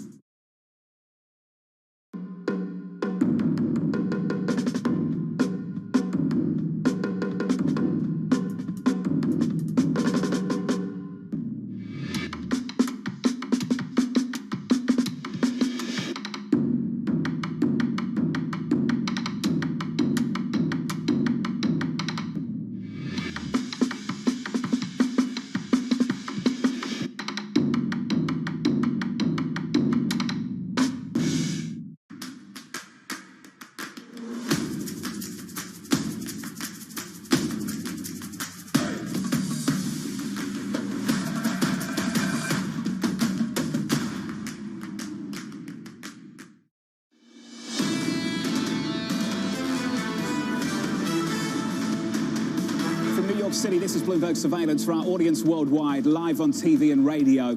I'll keep this short, quick, snappy. Futures down 0.2%, outperformance on a small caps, underperformance on big tech. The Nasdaq off by 0.75%. The why? Real yields just starting to push a little bit higher once again. Let's get to the bond market. Switch up the board. 2s, 10s, and a spread between the two. Yields up on a 10-year by about 7 basis points to 144.24. 2s, 10s, 130, as wide as we've seen it since 2016. This market likes that in certain areas. The banks absolutely flying this year on the S&P 500, up 21%. Keep talking about this, don't we? The outlook is brighter. One central banker's statement of confidence is another central banker's switch up the board. Unwarranted tightening of financial conditions. Who did we hear from today? We heard from Philip Lane of the ECB, pushing back against what we see. And what did this bond market do? Did not blink. Yields up on the French 10-year by 5 basis points, the German 10-year by 5 basis points, the Italian 10-year by 7 basis points. And Tom, here's what's interesting for me. When does the central bank start to push back in Europe? It's when yields go through zero on a French 10-year. It's when the German 10-year comes inside the depot rate of the ECB at -25. It's when the Italian 10-year is at 76. The ECB does not want these yields to go any higher. They want them to stay at exceptionally low levels. Now, let's recalibrate the tipping points here. We'll do that after Romaine Bostick on the markets. But John Farrell, you're right. The tipping points here, to calibrate them, to search for them, to find them is critical. So in Europe, we're there. In the United States, not quite yet. And there's a bit of tension here evolving that we'll touch on with Eric Nielsen of UniCredit in just a moment. Let's get those movers. I know you want some GameStop. Here's Romaine. Well, John, I mean, we were actually having the discussion you were just having last night on our show on Bloomberg Markets to Close. Taylor Riggs was regaling us all about sigma, delta, and correlation coefficients. Then GameStop happened, and we ripped up the script and turned to the most important story of the day, probably the most important story overnight here. Of course, that massive run-up in GameStop yesterday, 100% gain during the normal session, and then, of course, in the post-market session, it doubled again right now here, looking like it's going to open potentially up as much as 55%. All of this seemed to start with a relatively cryptic tweet by Ryan Cohen, of course, the activist investor who took a stake and some board seats in GameStop. It was basically just a picture of an ice cream cone from McDonald's. That just set off a bunch of wild speculation about what that could mean, what it could mean. No one really knows. All of a sudden, you saw volume just go through the roof, and then, of course, within about an hour, the shares were up about 60%, and then the momentum just kicked in from there. Everything else related to that trade basically took off after that time. I don't need an ice cream cone. Here's what I know, Romaine. The short interest now is radically different than it was 3-4 weeks ago. Absolutely. What does that mean to you? Well, what it means is I couldn't figure out who would actually, first of all, who would be buying, who would be writing naked calls on this, because the option activity was through the roof. You would think that anyone sort of on that side of the trade would have learned their lessons the last time around. Again, we should just be very clear. There's no fundamental reason why this stock moved or any of these other stock moves. But again, we talk about the hearings that we had last week and all the talk here about the structure and the microstructure of this market. Something to keep an eye on here as we move into the open. We will go into a more formal discussion, of course, about what's happening with fundamentals and yields. And I want you to flip up the board here and just real quickly hit at some of those fundamental stories here, because Tesla's actually been moving here in the pre-market. Some concern here that they shut down production 3 days ago on their Model 3. That's relatively normal. You have these temporary suspensions on auto production lines. So the issue here is that they didn't actually make an announcement about it then. It's not really clear why they did this or when it will resume. Based on Bloomberg reporting, this is going to go through at least March 7th. Moderna out with earnings. More importantly, they came out last night. They gave a broader strategy about their COVID, what they're going to do with regards to the next round of COVID vaccines. Then they came out with earnings this morning. The earnings were good. Their chief medical officer is leaving, though. Not quite clear why. He's been there since 2015, so he's not exactly new, but some concern here that in the middle of all this, that you would want your chief medical officer to stick around. And Best Buy, interesting numbers here. Comp sales were well below what the street was looking for. More importantly, the company saying that its growth rate on those comp sales going to go from about 12.6% this year to maybe only about 1% for the current fiscal year. So a big drop down, that pull forward we saw with all those folks running out to buy printers and computers, not really lasting, sustaining itself now. Roman Bostic, thank you so much. Right now, one of our interviews of the day, what we pride ourselves on is good perspective across assets. Eric Nielsen does this wonderfully at UniCredit. You know I've called him the great Euro optimist before. As John Farrell mentions, a prescient note this weekend on these interdependencies that we see in the market. John, let me cut to the chase. Eric, let me cut to the chase because I know John has some really important questions. At what point of a euro dollar does Lagarde, Lane, and the rest of the elites of Europe begin to sweat? Is it 125 or is it higher? I don't know the answer, but I would think that 125 would be a problem, particularly if you go there quickly, right? It's speed as much as level. I think most people would argue that the fair value is 125, 130 or thereabouts, so no real sweat. But if it moves quickly, they don't like it, right? But as I argued in my note and we talked about, I think they should focus much more on the curve and the yields than on the FX. Much more important for financial conditions in Europe than the euro dollar. Eric, let's talk about that, and I'll say it for you. You got out in front of this on Sunday in your morning note that one central bank's statement of confidence, the US, the Federal Reserve, the Treasury market, is another central bank's tightening of financial conditions, an unwarranted tightening. Europe, the ECB, the bond market, Italy as well. So Eric, let's talk about that. Why is what we're seeing in Europe an unwarranted tightening of financial conditions? Yeah, I think you can cut it down to the following. You have a massive fiscal expansion coming in America, and you have, generally speaking, a better outlook for the economy than in Europe. And therefore, you're seeing US yields move higher, and the transmission to Europe, which is not warranted to the same degree by the outlook for the economy. So you're looking now at less fiscal expansion in Europe than in America, and an emerging monetary or financial conditions tightening, which is not warranted. So the ECB is clearly now, you can see from Philip Lane's statement, and they should be worried. We've had the verbal intervention. What does the actual intervention look like, Eric? The PEP. And Philip said it very much so, right? I mean, they would use the PEP to put basically firepower behind the words. There's always this discussion about how much can you talk and how much can you actually generate things without doing it.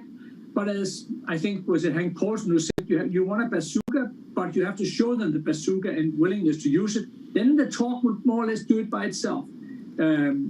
Lagarde tried that on Monday, but a bit broadly speaking, now Philip Lane is coming out with something more robust, and I'm sitting here looking at the text, you probably have it also, where he says they would use the PEP to buy across and flexibly in order to prevent any tightening of financial condition that is inconsistent with the countering of the downward impact of the pandemic on the path of inflation. Very clear words from Philip Lane here.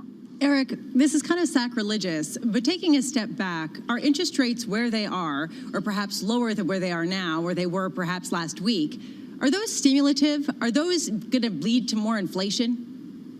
Yeah, they're stimulative. I think there's little doubt about that.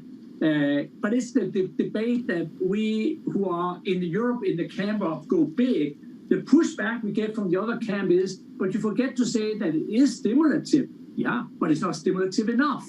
If you can't forecast growth that brings back the level of GDP to pre-pandemic levels in a reasonable amount of time, like in the US, and you can't forecast inflation even approaching the target, and I'm not talking about the short-term spike right now, then for me, policies are not stimulative enough, right? And that's what they should look at. I guess that, Eric, what I'm struggling with is that a lot of people took a look at the negative yield experiment, and they said it has not borne fruit. We have not seen inflation pick up. There are people who say it would have been worse deflation if we hadn't had those negative yield rate policies in Europe. But other people say it's actually dampening inflation longer term because people get less income, have less to spend, and it actually has a deleterious effect on the flow of money. Where do you weigh in on this?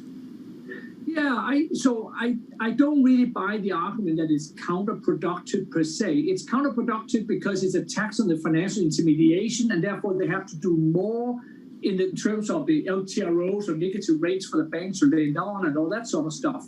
But my view is, if you go back, the negative rates in Europe was a mistake. They were done at a time when others did QE, but Draghi felt politically he couldn't get it through. So you try this experiment they've done in Switzerland and in the small Scandinavian countries, incidentally done that because of FX considerations to avoid the appreciation against the euro.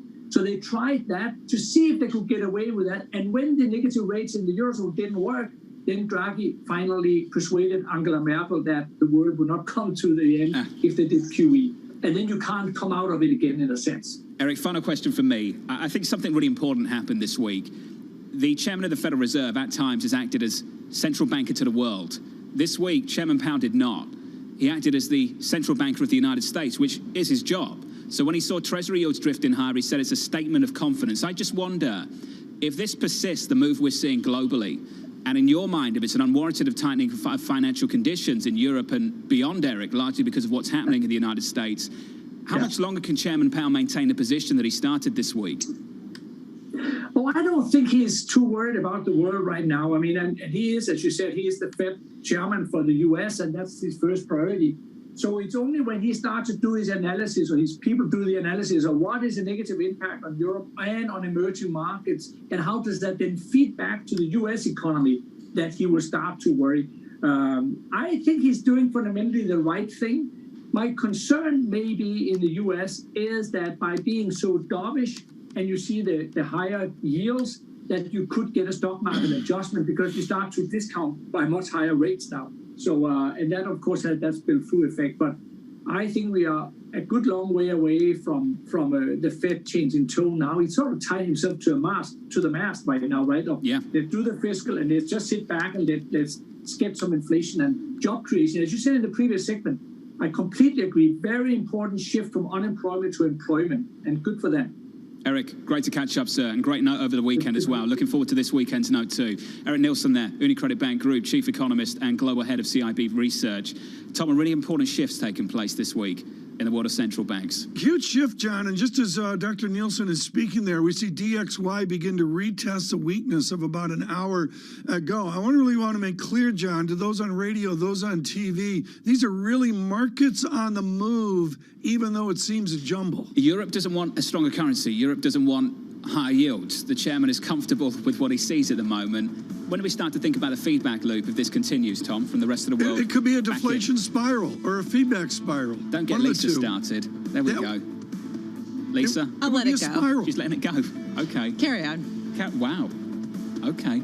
All right. Lisa Bravitz, Tom Keene. I'm Jonathan Ferro. Coming up in the 8 a.m. hour. That's in about 20 minutes. David Malpass, World Bank President. From New York City this morning. Good morning. This is Bloomberg. In New York with the First Word News, I'm Karina Mitchell. A new study says the Pfizer-BioNTech vaccine could help end the coronavirus pandemic. The findings reveal 2 doses of the vaccine were overwhelmingly effective in almost 1.2 million people in Israel. The study was published in the latest edition of the New England Journal of Medicine. Meanwhile, up on Capitol Hill, the fate of the Democrats' proposed $15 an hour minimum wage may be in the hands of the Senate parliamentarian. The proposal is part of President Biden's $1.9 trillion coronavirus relief bill, but the parliamentarian needs to decide whether it would be allowable under the complex rules that will govern debate. Meanwhile, the president has revoked a series of executive orders and memos issued by former President Donald Trump. One of them reverses a measure aimed at rolling back the impact of the Dodd-Frank financial regulations. Another ends a ban on the issuance of new green cards, which drastically cut legal immigration to the U.S. Boeing reportedly was moving to replace engine covers on the 777 months before last weekend's failure near Denver. According to Dow Jones, the jet maker had decided to redesign the cover after 2 other engine failures in 2018. The incident over the weekend included an engine fan blade breaking off, slicing a second blade in half, and ripped away the engine's cover.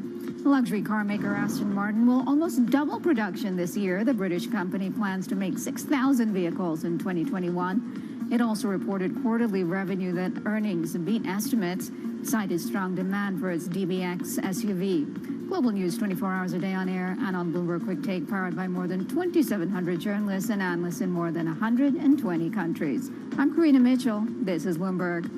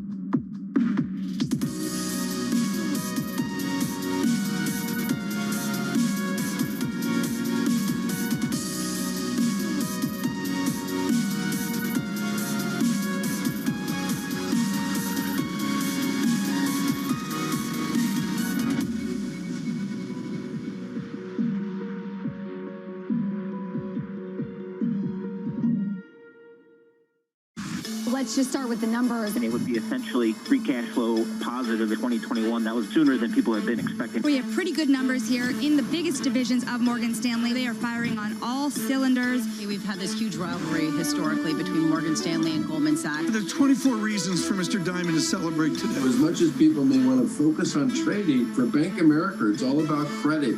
It seems the markets are very happy with Trump. They're very happy with Biden. This is the 1980s all over again, to make sure that we keep our hands firmly on the driving wheel. I do not see demand coming back to the pre-COVID level anywhere earlier than the end of 2022. If that happens and we see a demand recovery, then I think the market can absorb it. This is a market that over the past few weeks has made it clear it wants to go higher. It got a little spooked by the idea that geopolitical tensions are rising. Mercedes-Benz is on a path towards CO2 neutral mobility. So we have flicked the switch there, and really we're going to step by step electrify everything. And what does that mean? Combustion engines get electrified.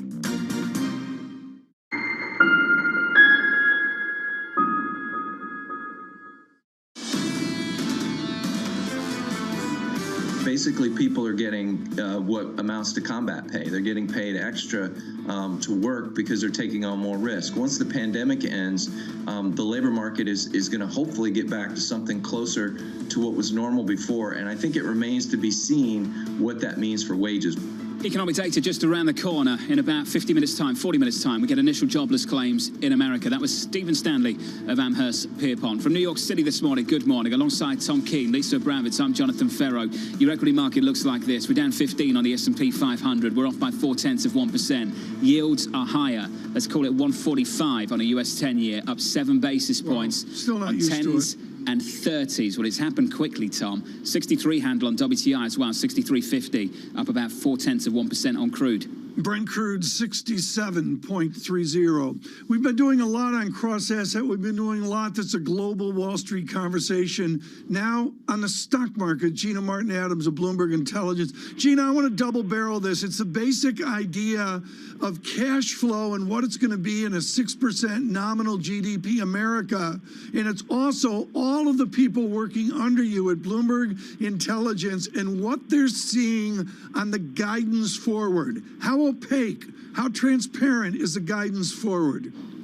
And honestly, Tom, it's improved considerably over the last several months. I mean, even just during the last week, we had 60 large caps, more than 30 mid caps, 20 small cap companies add to guidance. We've had more than 1,000 companies give guidance so far this season. So we're back to normal guidance environment.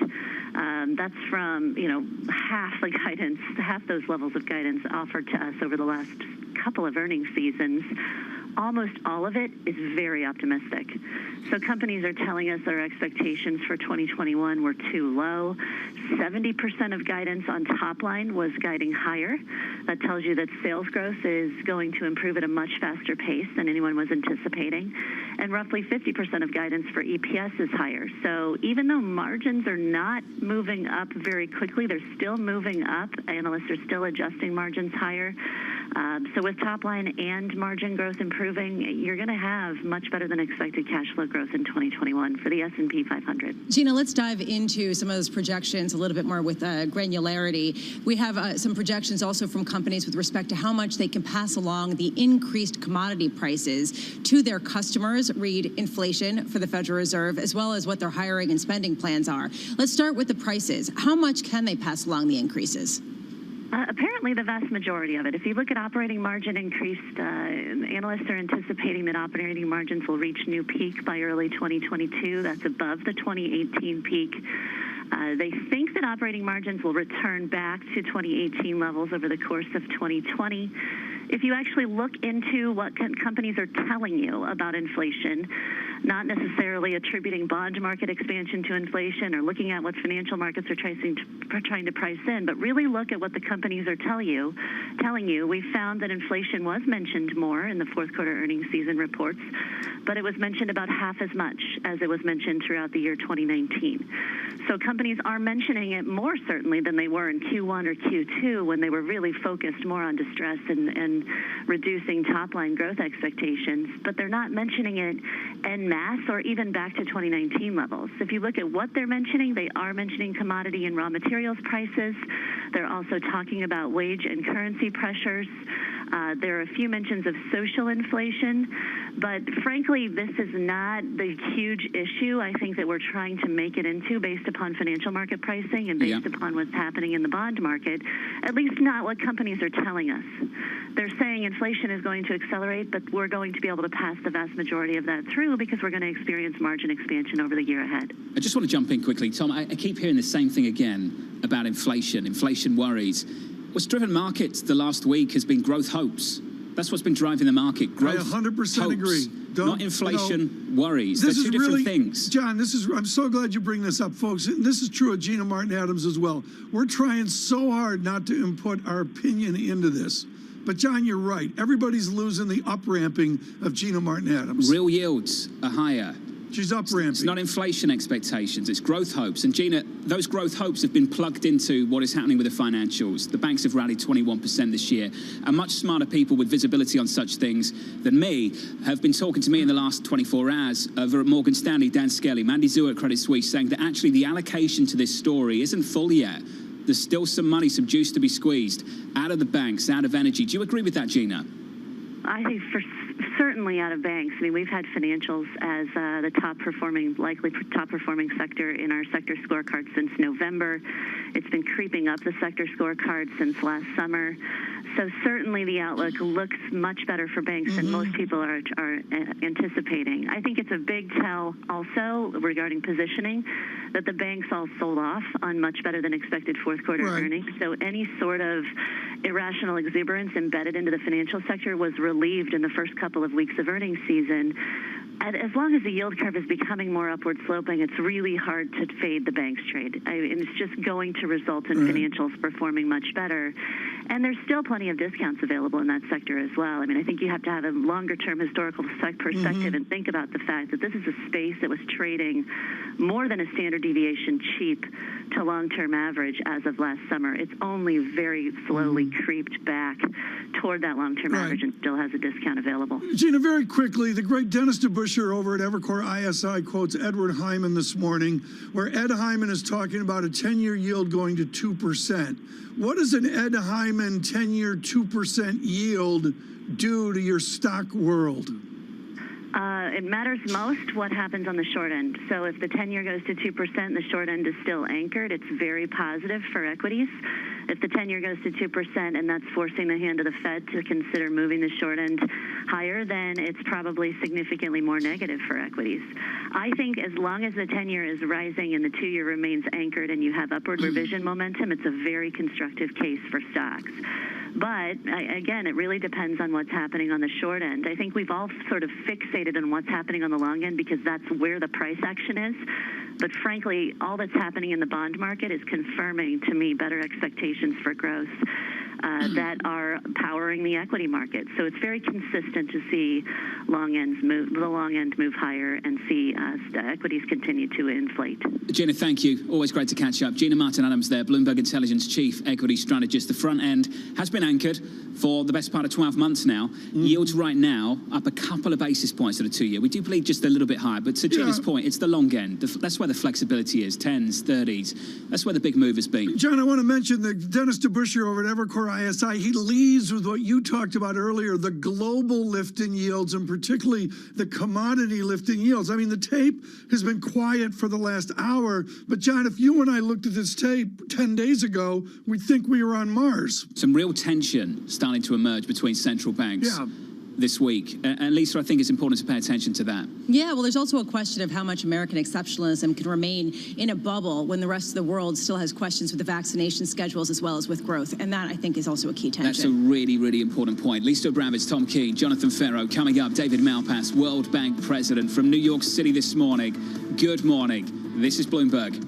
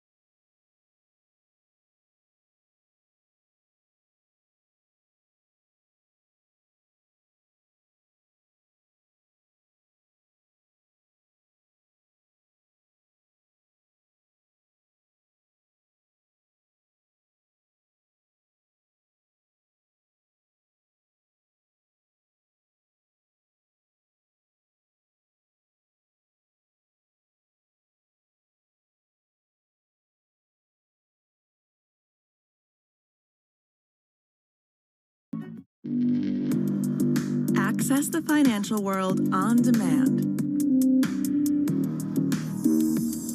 Hear from leading economists, policymakers, and industry experts via live and on-demand webinars, only from Bloomberg. Start exploring to see what's moving the markets. Visit Bloomberg.com/webinars.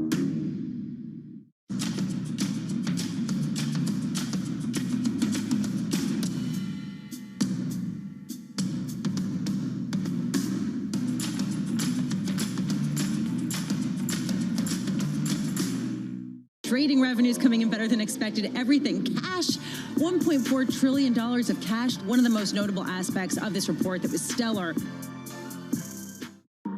Our generation's biggest problem. Climate change is happening. And the world's most innovative solutions. Transport, industry, buildings, electricity, all of those things. Everything you need to know about our changing environment, the politics of global warming. We can and we will deal with climate change. In the fight against climate change, Bloomberg Green has you covered.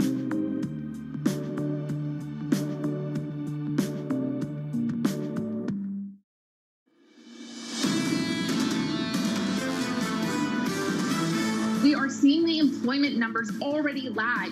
Jobless claims should be doing substantially better than they are now. This recovery is not normal the upside. We do not have a playbook for this environment. It's not surprising, given the issuance coming and the recovery coming, that bond yields are going to be higher. We're going to see the curve steeper. Bond managers love a steep yield curve. Bond investors should love it generally. Investors are finally beginning to wake up to the fact that 2021 is going to be a year where the global economy booms. This is Bloomberg Surveillance with Tom Keene, Jonathan Farrow, and Lisa Abramowitz.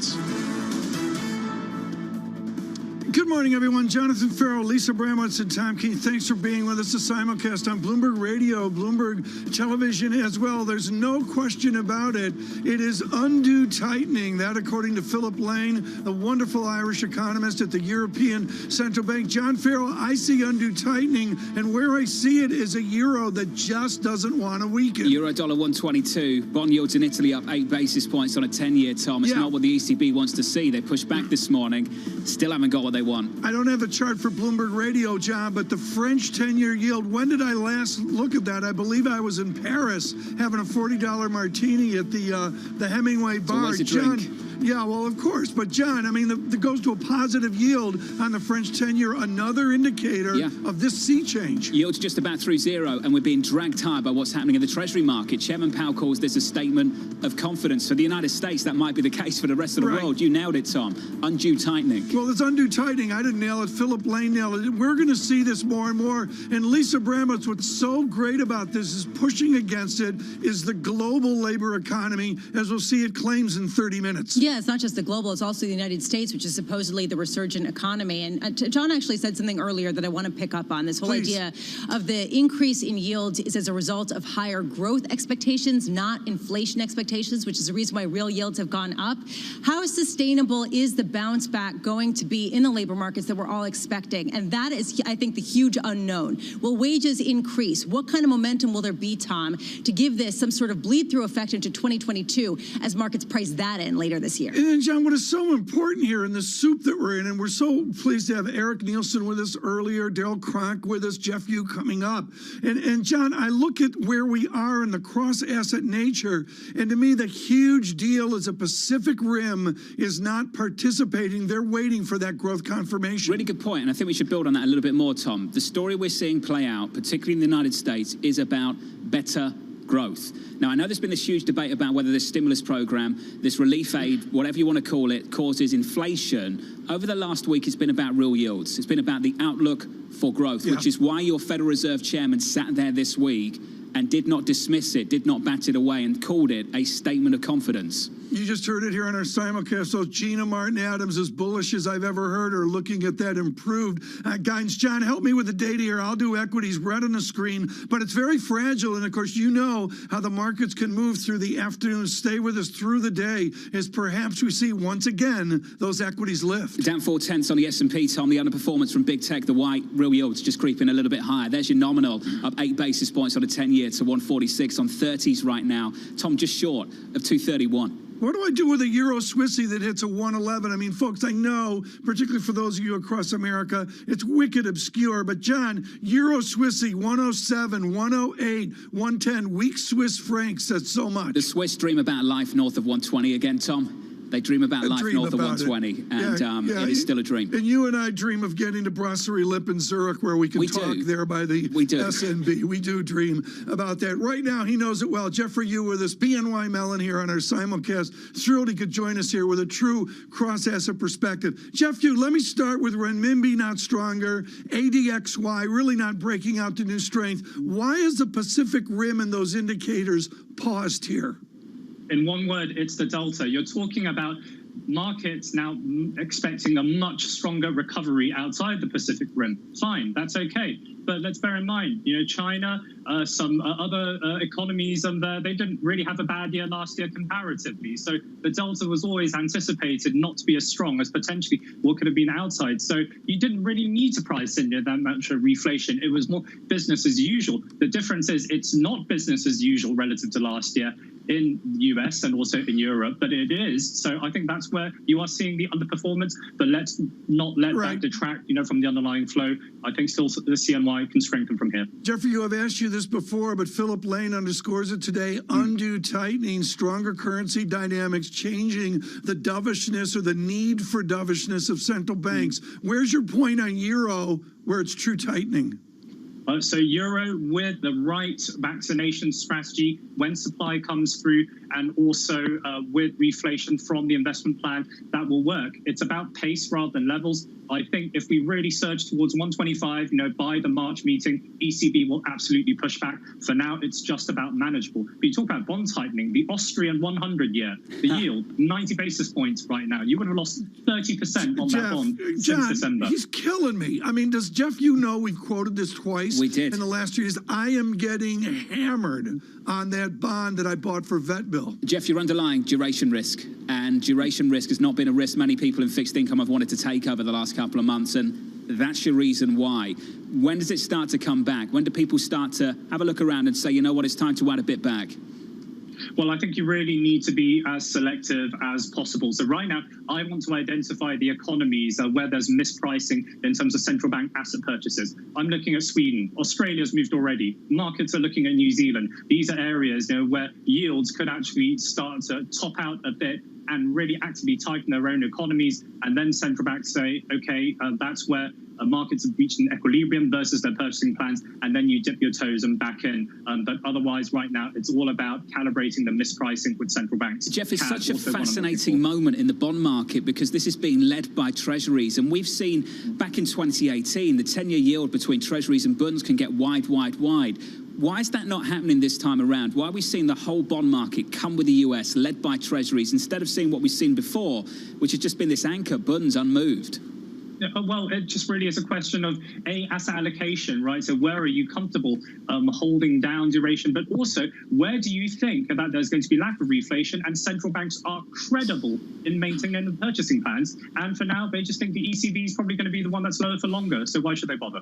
Jeff, we know that markets are a discounting mechanism, that the rally that we saw in markets that started last year, really we're pricing in this year's growth, and we're continuing to see that accelerate, which brings me back to the momentum idea. How much momentum is there in the economy to sustain yields pushing ever higher when you have an increasing number of economists and strategists, including the Federal Reserve, coming out and saying this is a short-term blip and then we're going to return to a slower growth kind of pace that we were on before? When do you expect the market to start considering 2022, 2023, and what's the right price at that point in terms of the implied yields?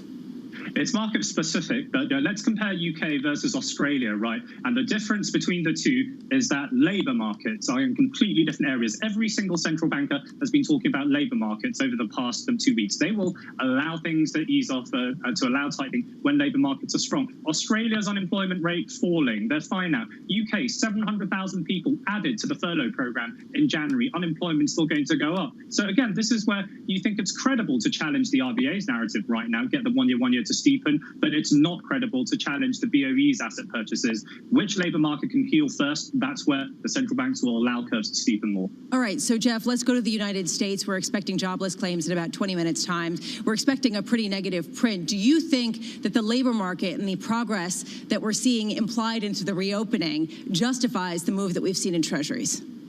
So short term and perhaps some adjustment, medium to longer term, right? I am not in a position, and I don't want to challenge what Chairman Powell is saying right now. They're still worried about labour market scarring. If there's no scarring, then you don't have to worry about a lower starting point. So that's the important side of it. You just get back to square one, we get back to full employment, and then we can talk about inflation at target or above target. We're years away from that at this point. IMF's looking at 5-year view. John, we go to the Bloomberg to close a loop on that Austrian piece. This is the piece of 2,117. John, I've lost 26% on that from the top. It has been absolutely brutal for the very, very, very exceptionally long end of the Austrian bond market. Just to finish on this, Jeff, you don't want to challenge what's happening in the Treasury market. It sounded like you do want to challenge what's happening in the gilt market. You've had a 60 basis point move on a UK 10-year.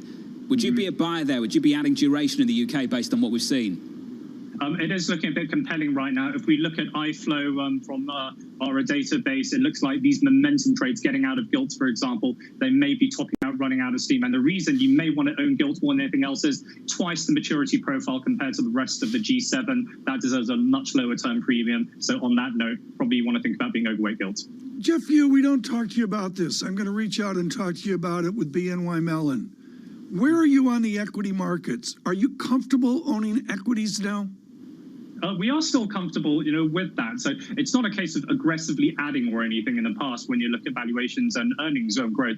But in terms of risk, as long as you believe in the credibility of Feds holding down yields, then real yields, but then that still implies, again, a low discount rate and favorable equity market performance. And if there is a reopening, we'll have the earnings growth to back it up as well. Jeff, always great to catch up. The speed at which you travel at. Jeff, you there, BNY Mellon, senior strategist. Looking at gilts, your 10-year in the UK, your yield, Tom, 80 basis points. What's that mean? It's like French to me. We're up 60 basis points, largely off the vaccine trade, Tom. I thought Governor Bailey was worried about negative yields. Right now he's not. Right now he's not. We've had a big move at the long end. Seriously, John, I mean, this is important. We're making jokes about it, but this is important. Euro impinges at 123, stronger 125. John, stronger pound sterling, where does it click in where it impinges on the domestic recovery of the United Kingdom? I don't think we're there yet because the domestic recovery impinges on what is happening with the vaccine rollout, Tom. It's the vaccine rollout that's giving people confidence. You have that confidence in the UK. You don't have that confidence in Europe. So I think the Bank of England has a little bit more space, so to speak, to worry less about what's happening in markets, relatively speaking, to what is taking place over in Europe. Yeah, to reset here, John, I think we really need to reset on radio and TV, the tumult of the last couple days. And I want to go to this, Lisa and John, 1.4527 on a 10-year. I'm still not used to that. I can't talk it. I can't see it. This is a massive readjustment, John. Well, yeah, I mean, honestly, I'm also struck by Robert Tipp over at PGIM. I keep coming back to this where he said that 135 to 150 was when they would start buying. Yeah. And there is a question of the longer-term growth outlook. And I keep coming back to this because everyone keeps shifting their expectations. And, John, I do wonder at what point we say we are in a new regime where we do see faster growth and we do see faster inflation. Let's send Greg Peters an IB, shall we, and see if he's a buyer here. He's logged on. Green light. Let's find out. All right. Alongside Lisa Abramowitz, Tom Keane, I'm Jonathan Ferro. You never send me an IB. Coming up, David Malpass, World Bank President. I don't, you're right. From New York. I'm not logged on. That's why. No green light there. This is Bloomberg.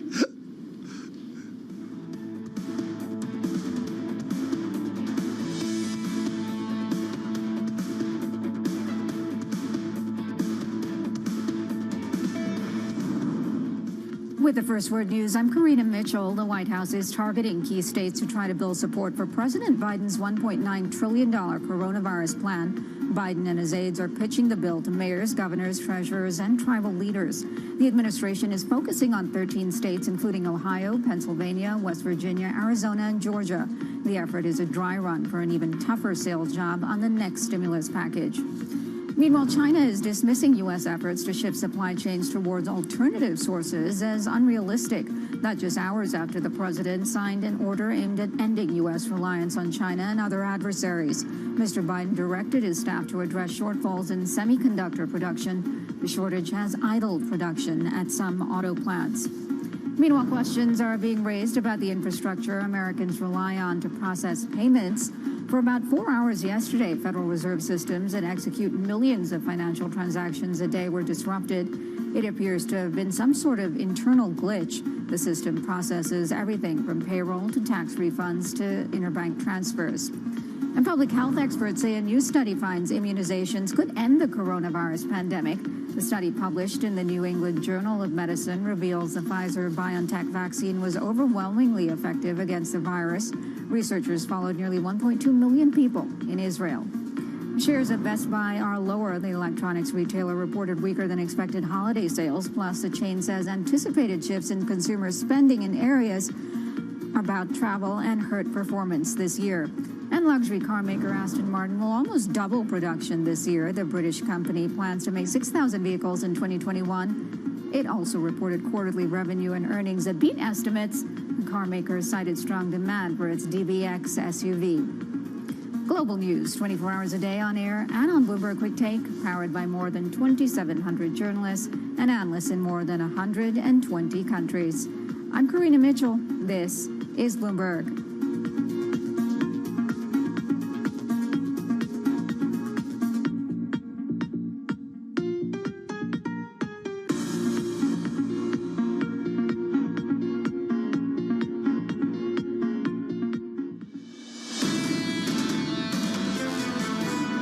There's a very great desire to reform the dispute settlement system with the appellate body. And of course, I know the Biden administration still has issues with it, as previous administrations. And there are some valid criticisms of the way the body functions.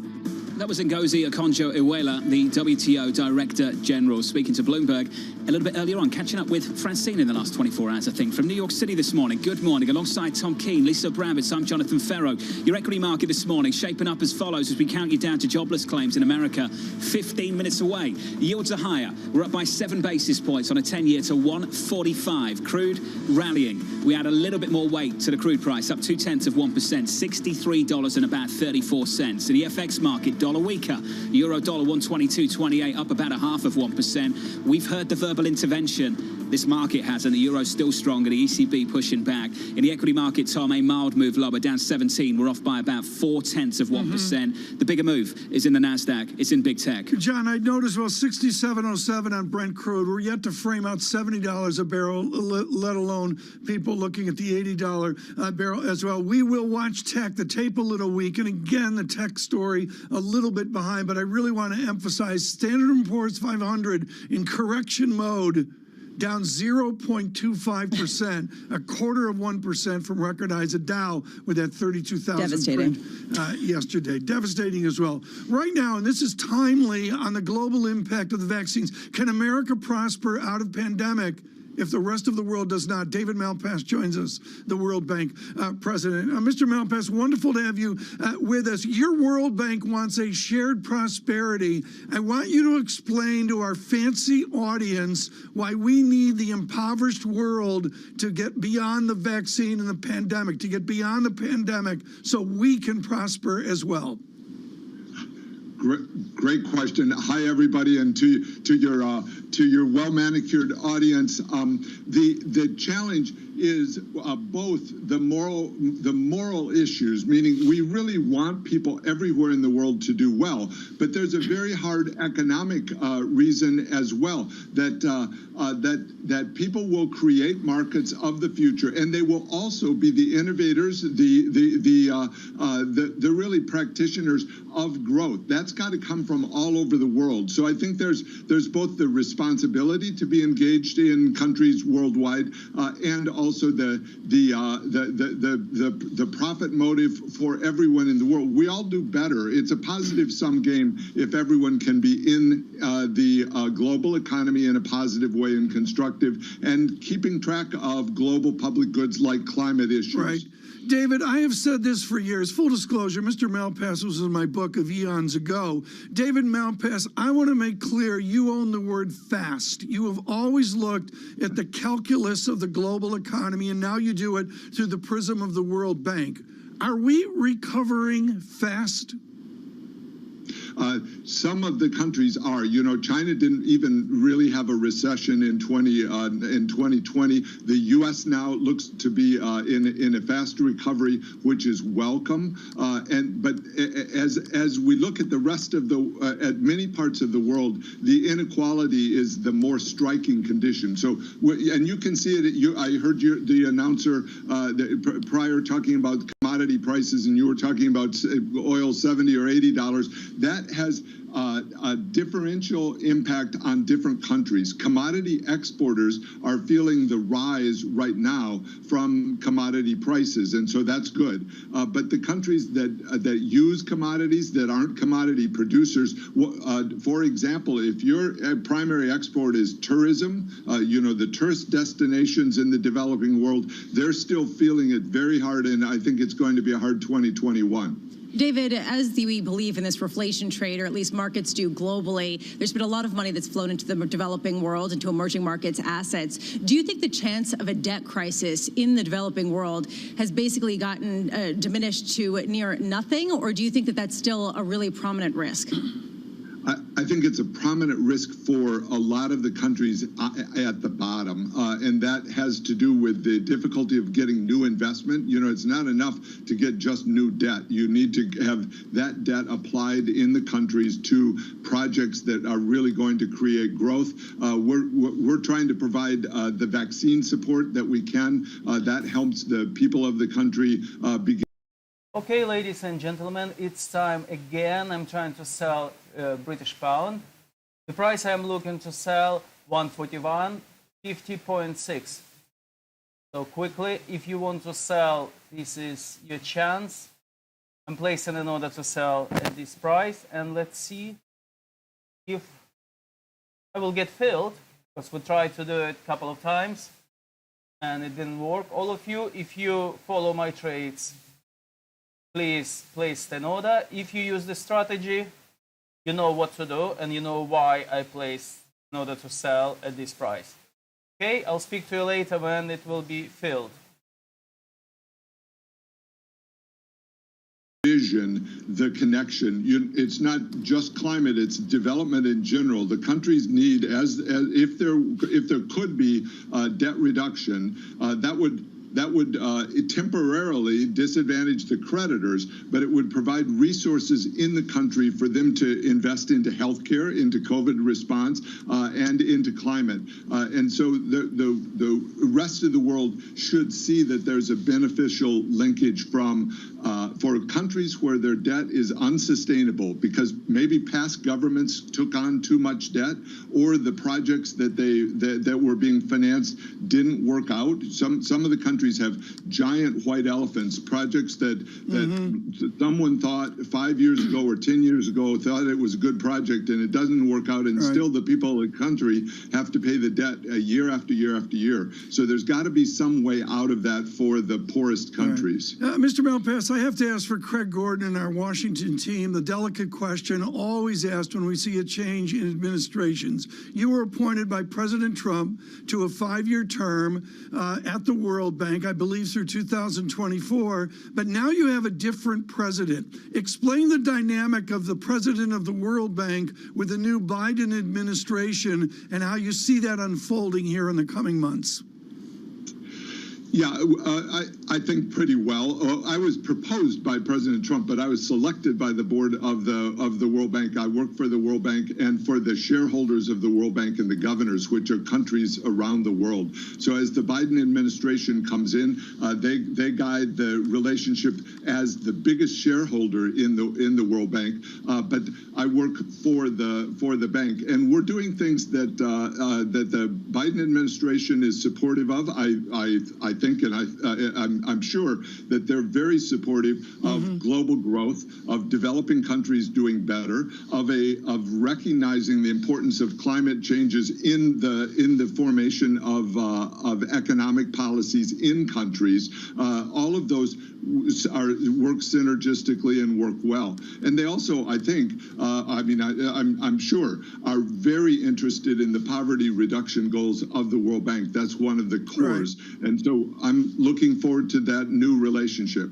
David Malpass, thank you so much. The World Bank president this morning with the good news we've seen over the last number of weeks on better pandemic statistics. John, I really think we have to turn to where we are in 6.5 minutes. Lisa's played this up nicely, which is the shock still of 700, 800, dare I say 900,000 claims. 825 is the estimate. 825,000. A previous read was 861. It's going to take a while. And I go back to Governor Brainerd's speech in the last 24 hours. I missed it. She really steps on it in a very, very simple way for people to understand. Previously, the Federal Reserve saw unemployment going lower and tried to get ahead of it before it started to stoke inflation. They've been conditioned by experience not to do that. And their change is that they won't.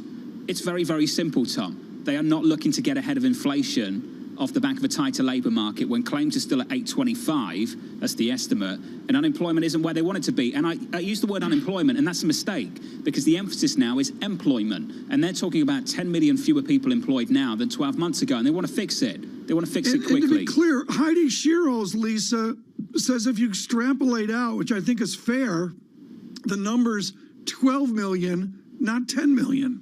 Yeah, the unemployment picture is vast, and the underemployment picture is even vaster. And what I am looking at right now is the idea that Fed policy really helps the largest companies most. Those are the ones that can access capital markets. Those are the ones that have borrowed the greatest amount of junk bonds in the first quarter ever this year, right? What about the small businesses that have gone out, that have gone under, that are still struggling, that are still laying off some of these workers? Are they going to be able to really be helped by these policies? And I do wonder, and that's where fiscal policy steps in. But John, to me, this is the tension that we are looking at right now. Can the economy match the hope? So the nature of cycles that we've seen over the last several decades, that whenever you get a downturn, the hardest hit are always the weakest in society. They're often the first hit as well.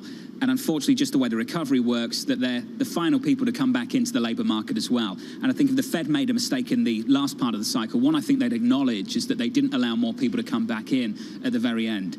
That's what they're willing to do now. That's what they're willing to do. They're not willing to come in too early. At what risk to financial stability?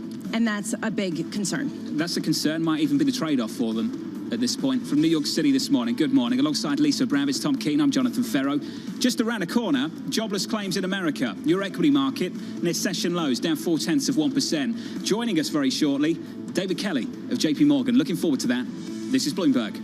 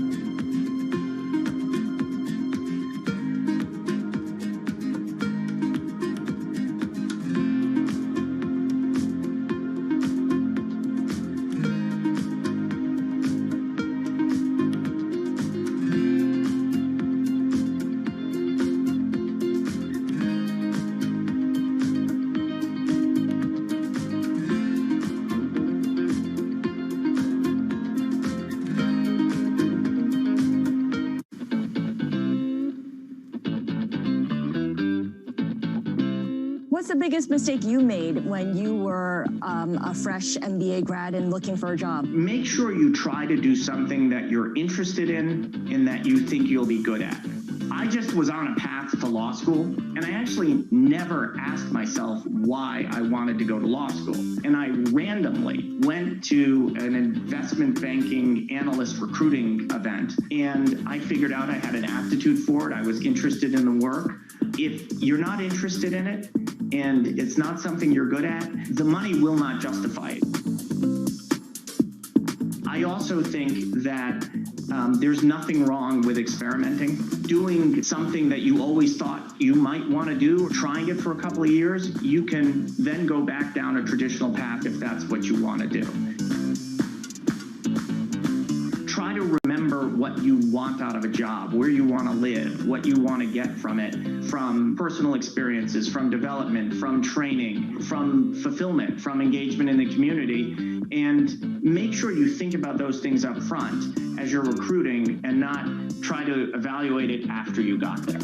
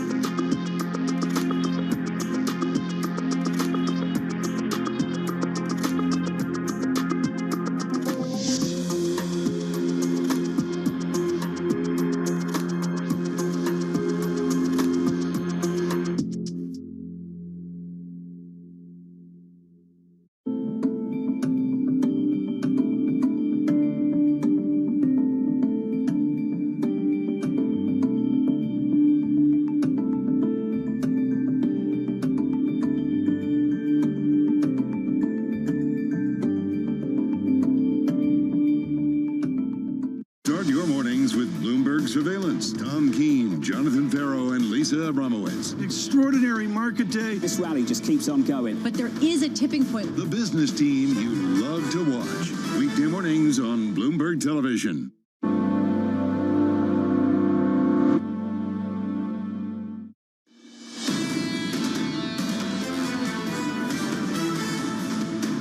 From New York City, this is Bloomberg Surveillance for our audience worldwide, live on TV and radio, alongside Lisa Abramowitz, Tom Keene, I'm Jonathan Ferro. Counting you down to the data in America, initial jobless claims, your estimate, 825,000. As we expect that data to drop, there's a little bit of it. Here's Mike McKee. All right, John, the numbers are just coming in for last week, and we're seeing jobless claims at 730,000. That's a decrease of 111,000 from the previous week. However, the big caveat with these numbers is the storms that rolled through the South last week. Who was going out to file jobless claims in Texas or Mississippi or places like that? So I wouldn't make too much of this drop in the number, and I'm sure that most economists would tell you the same thing. This is not necessarily real. 711,000 is the number that we get. Continuing claims, 4,419,000. That's down from 4,494. So a little bit better news in terms of the overall numbers, and the continuing claims number comes from the week that they do the job survey. So that'll add a little bit to people's optimism about the possibility of improvement. Durable goods orders come in way higher than anticipated. 3.4% up on the month for, this is for January. And the ex-transportation number up 1.4%. That's double what was forecast. So we're seeing some good news in business spending. That has not changed. Capital goods orders, non-defense ex-aircraft, which is the one we all like to look at because it tells us something about business spending. That's up 0.5%, which is lower than the forecast for 0.8, and it's lower than the 1.5% revised number for the month of December. The initial number was 0.7%. So big changes in durable goods orders, driven in large part by aircraft, it looks like, at this point. You're going to take moving averages on all this stuff. I mean, I know that's what we do, but Michael McKee, as a general statement, looking at the bundle of economic data, can you signal what Gina Martin Adams talks about, which is a better American economy? Slightly. I mean, you can't say it's hugely better. We have seen strength in business spending. The numbers in terms of the durable goods headline number seems to be very much based on transportation equipment. Car vehicle manufacturing and orders down on the month by 0.8 because we've seen shortages of chips. So do we see a major change in the manufacturing outlook? Hard to say at this point if we're going to start to see shutdowns of factories because we can't get the parts. Non-defense aircraft and parts, by the way, new orders were up 389.9%. That's Boeing. And so anytime they get a shift in the number of orders and it doesn't line up their orders exactly with the durable goods numbers, but it has a huge outsized effect on the durable goods orders. Mike, to Tom's point here, if you look at the trajectory, there are some really encouraging numbers here. I mean, actually, this is a huge surprise across the board. And I understand about the potential disturbance with respect to the storms. But if you look at continuing claims, they dropped from a upwardly revised 4.5 million to a lower than expected 4.41 million people who are still on those unemployment rolls. The question here is the pace of the improvement. Are people getting jobs? Does this indicate that, or is it just too messy to make any conclusion at all? Well, of course, these numbers are not people getting jobs. These numbers are people who are no longer losing jobs. These are, when we look at the headline number, of course, it's initial jobless claims. The continuing claims numbers is... As you can see, guys, with the console, it just broke up and the price too far away from real price right now. So I need to cancel the order. So if you follow this trade, if you want to sell short, if you want to trade British pound, we'll have another time, but not right now, unfortunately. 30,000, a decline of 111,000. You got to write that off to storms. Yeah, take it, but it's not the biggest news in the world. One quick thing, John, Tom, we got the second read of GDP for the fourth quarter, 4.1%. That's up from 4%, and that is pretty much as expected. That's old news. Michael McKee, thank you so much. John Farrell, I'm watching 30-year bond. I mean, I guess it's not through to record high or recent recovery higher yield, but it's certainly buttressed right up against that optimism. 231 on a US 30-year, 146 on 10s. We're up about 8 basis points. Tom, we're exactly where we were. Yields are higher, and that's the story this morning. And I think we've got to repeat what we said earlier. It's about growth and hopes. Growth hopes. Keep going back to this inflation worry stuff. The economists are talking about that. Sure they are. But this market's pricing in better growth in the future. And choose 10 spread, 131 basis points. I mean, we haven't talked about that much this morning, but the indications there of the sum of all of Michael McKee's parts is pretty optimistic, John. David Kelly joining us on that optimism. JP Morgan Asset Management Chief Global Strategist. David, always great to get you on the show, sir. Let's just start with this bond market. Yields 145, 146 on 10s, on 30s, in and around 230, 231 through much of this morning. When does it start to bite into broader risk assets? Are we there yet? Probably not. I mean, the long history of this is that when interest rates rise from very low levels, the stock market actually goes up. It's only when interest rates rise from higher levels that the stock market goes down. And it really is the question you were just talking about. Is this about real growth or is this about inflation? And if you look at the 10-year nominal bond and the 10-year TIPS market, you know, since the start of the year, real yields are up about 34 basis points, inflation expectations up about 18 basis points. So it's mostly about more real growth. And I think that's right. We will get higher inflation, but it's mostly because the U.S. economy is going to come roaring back as this year proceeds. And I think the bond market is sort of sniffing this out. David, as we look to 2021, certainly we are seeing the potential for a roar back, a roaring 20s or at least early 20s. But how long lasting can this be, given the fact that the same structure is there of low growth, of an aging population, of a lot of debt, and a productivity backdrop the way that we've seen it? Well, we're gonna slow down again because of demographics. I mean, we've got virtually no immigration right now, and the working age population is really not growing. So there is a question around immigration. Yes, we'll get to slower growth again, but between now and then, we're going to have a very fast recovery. I mean, it's going to take us less than 3 years to go from full employment, from 14.8% unemployment down to about 3.5%. So, you know, if the last expansion was a healthy tortoise, this one is going to be a rather frenetic hare. And so I think it'll be very fast expansion, and thereafter, you're right, it's going to be slow growth. But we'll have to see on productivity. That's really a matter of wise government policy to try and improve productivity growth. David, nicely said. What is the stability risk if we slow down? Let's say we move quickly to better GDP. What does the sum of J.P. Morgan say about the effect on markets when we begin to look at some form of slowdown? Well, yeah, there's definitely a risk here because, first of all, I think, in your previous discussion, talking about how the Federal Reserve really wants to push that unemployment rate very, very low to help the poorest and the most vulnerable in society. The problem is that very blunt instrument of easy money has caused asset prices to skyrocket. And you're right, when we get a slowdown, those particularly with higher interest rates and a slowdown, I think those assets are vulnerable. So there is a problem there. And then also, we've just got so much fiscal stimulus going in here, and then you're going to pull it out. Are you sure you're going to be able to remove the fiscal stimulus at the right pace to allow the economy sort of slow down on a dime rather than, reverse into a recession in the middle of this decade? So there are worries out there. But for the moment, the story over the next year is a lot better than the story right now, and I think that the bond market is really telling us that. Well, let's talk about the parts of the equity market you're comfortable in right now, David. We've had a huge move year to date on the financials, up about 21%, on the energy stocks, up about 31%. Are you still comfortable in those parts of the markets just to stick with it through the year? Yes, because we're still at negative real yields. Should we really be at negative real yields as we head towards full employment of the booming global economy and all this government borrowing? If we end the year at zero real yields, that's still a significant increase in long-term interest rates. We know short rates aren't rising, so that's a steeper yield curve. So you've got a cyclical bounce back, a steeper yield curve. That still sounds good to me for energy and particularly for financials. Final question then, David. Are you comfortable at the index level, at the S&P 500? If real yields moved another 70 basis points and got back to zero, there and thereabouts, can you imagine growth equities, which make up the bulk of that index, doing well in that environment?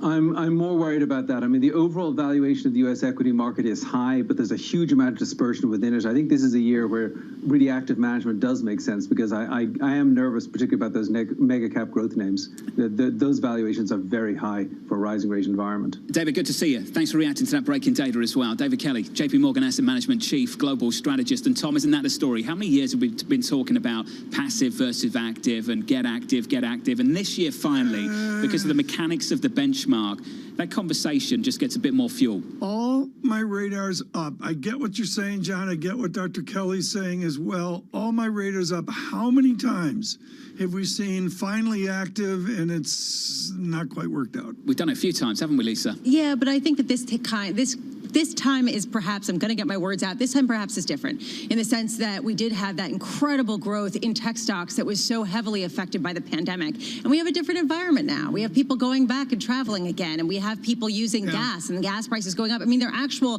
technical reasons behind the active argument, John, that there were not before. On the edge of hope there, Lisa. It's, just about. Occasionally, if you get me some seltzer, then I can be a little more hopeful. That's all it takes for me. Yeah, okay. Especially at 8:40 a.m. Go on, Tom. Program note, 11:25 this morning, John. You and I, our world's not going to stop. The Bitcoin world is going to stop. A conversation of one Joseph Weisenthal with Michael Saylor on Bitcoin. This is a huge deal, John. I can't say enough about it. The crypto summit here, and there's some great guests, Kathy Woods on, and I get all the uproar, John. This conversation of the stalwart with Michael Saylor is a huge deal in that world. Personal bias, much more interested to see what Kathy's got to say about what happened this week. That'll be a big deal with Michael McGlone. No question about it. Totally. Yeah. But Michael Saylor has some really interesting points about investing just in the infrastructure of crypto assets, and that will be interesting. Right. It's late, I mean, really, he has some fascinating ideas. Can I tease my show? Right. Can I tease my show? Oh, please, why not? In the next hour. Which show? The real yield or the next hour? No, the next hour. We're going to do the next hour. We'll do real yield tomorrow. Savita Subramaniam, the Bank of America Securities Head of U.S. Equity and Quantitative Strategy, haven't finished yet on a 3,800 year-end price target and why she likes banks so much still after the run-up this year. Tom, go. Hey, do you want to tease like Sound On with Kevin Cirilli while we're at it, or, Is that at 5 p.m.? 5 p.m. Eastern Time. On Bloomberg Radio, on Bloomberg Politics. A little bit later today, I should charge per word, shouldn't I? It's a tease fest. There we go. From New York City. Tom will be on radio next if you want to stick with that. If you want to stick with TV, you'll see me. Take your pick or just go home with Lisa. Lisa just walks away from it all. There you go. Futures down 11 on the S&P 500, down a third of 1%. It's not what I'm... Keep digging. I'm gone. This is Bloomberg.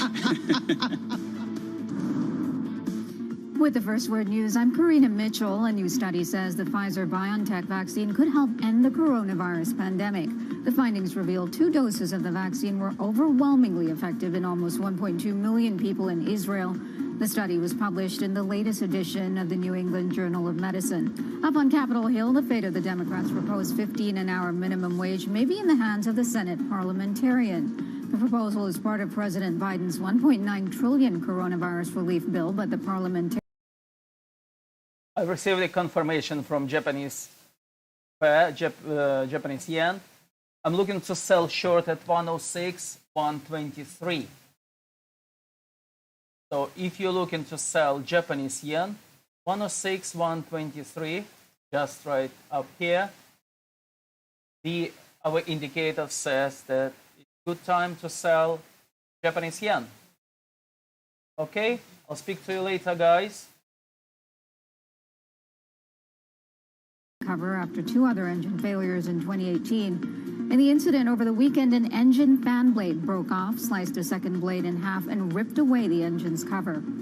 Luxury car maker Aston Martin will almost double production this year. The company plans to make 6,000 vehicles in 2021. Aston Martin also reported quarterly revenue and earnings that beat on estimates.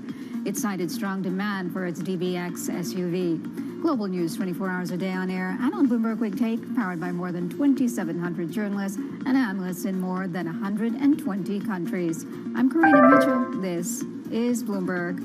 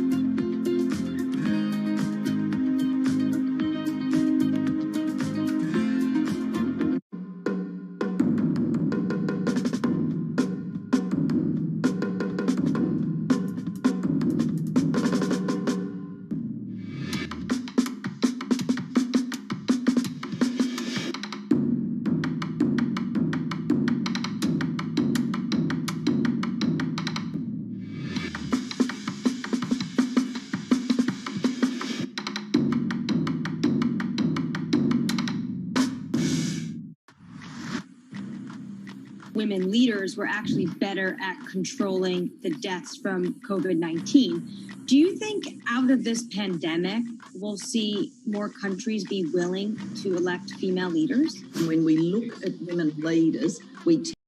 Okay, well, I can say, order cancelled, order to sell Japanese yen cancelled, because it moved again too far. Their careers have also built up a level of trust. In fact, women have to be better at communication in order to be elected as leaders, whereas this doesn't hold true for men. We need to get those sexist stereotypes out of our head and give women a fair run for leadership. Trying to change the stereotypes about women is not only the business of women, but men have to be part of it. Every Friday with 30 minutes dedicated to fixed income, I'm Jonathan Ferro. This is Bloomberg Real Yield. What let's just start with the numbers. And it would be essentially free cash flow positive in 2021. That was sooner than people had been expecting. We have pretty good numbers here in the biggest divisions of Morgan Stanley. They are firing on all cylinders. We've had this huge rivalry historically between Morgan Stanley and Goldman Sachs. There are 24 reasons for Mr. Diamond to celebrate today. As much as people may want to focus on trading, for Bank of America, it's all about credit. It seems the markets are very happy with Trump. They're very happy with Biden. Global markets never sleep, so stay connected with Francine Lacqua in London, Matt Miller in Berlin, and Kaylee Lyons in New York. Perspective on the day ahead. Bloomberg Surveillance, Early Edition. Weekday mornings on Bloomberg Television.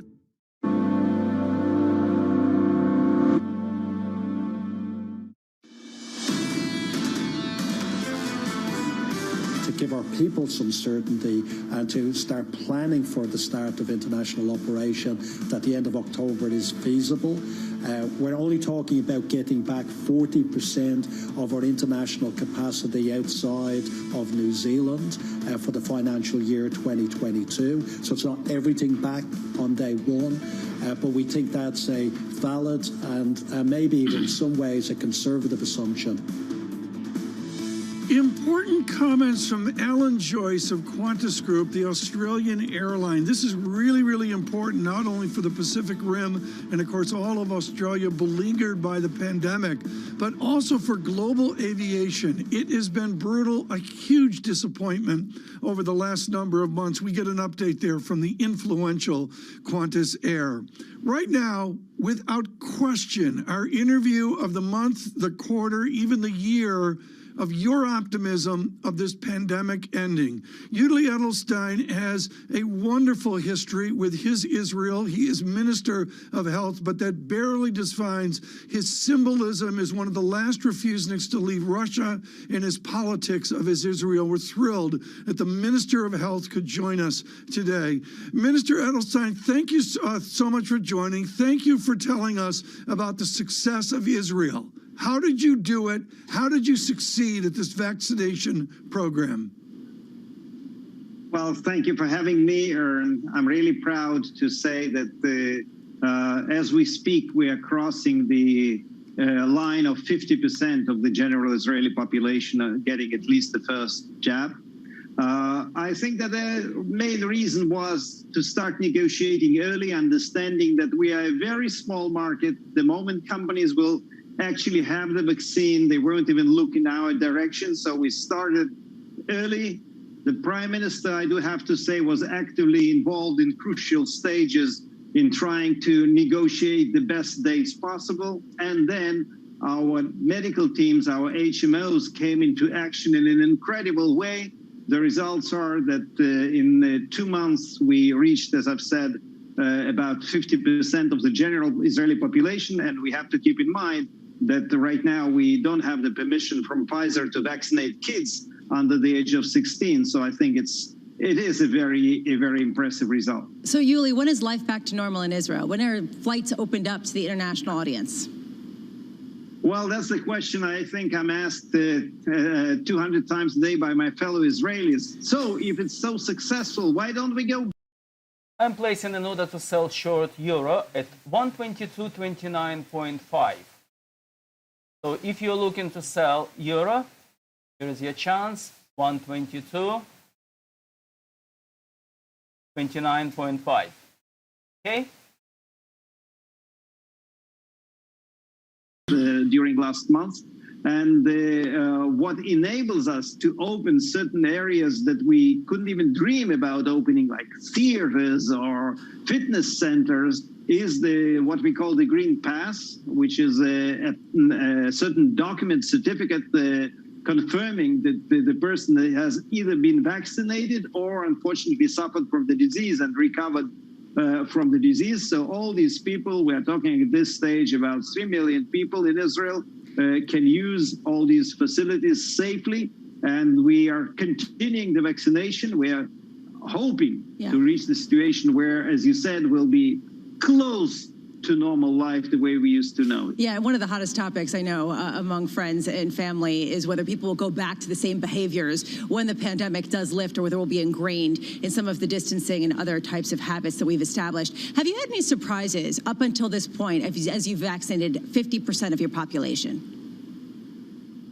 Well, the surprise, first of all, there's the psychological aspect that we just started talking about. Definitely there is this kind of a sigh of relief that comes a little bit, I would say, prematurely.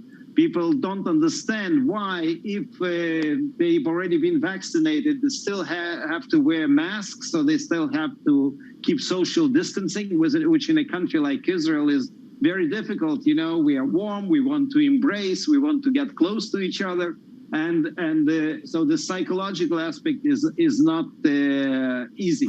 But there's also I think in terms of it's not a surprise, it's a fact. There is something that we have to keep in mind. The vaccine is very effective. We just had the research shows the effectiveness of the vaccine. But if we are talking about, let's say, 100 people, all of them vaccinated in a certain event, out of them, five or six are surely not reacting to the vaccine. So the danger is always there, and that's what we are trying to explain to people. Right. Let's go back to normal, but very cautious. Mr. Edelstein, your stature within Israeli politics and your history with Israeli politics forces the diplomatic question. There is a transition in Washington from Trump to Biden. What does Israel need or expect from President Biden? Well, I think that we have all the reasons to believe that President Biden will keep the tradition of different American administrations, Republican and Democratic, that we're good friends of Israel. We sometimes had our nuances and different opinions on certain subjects, but I did have the personal pleasure of hosting President Biden in my previous capacity as the Speaker of the Knesset, and he's as Vice President of the United States. He is a good friend. He's knowledgeable about Israel, and I don't... Again, order to sell short was cancelled. As you can see, it moved far away from our order. So if you follow the trade, if you want to place an order and sell short, you guys need to cancel this order and wait for another time.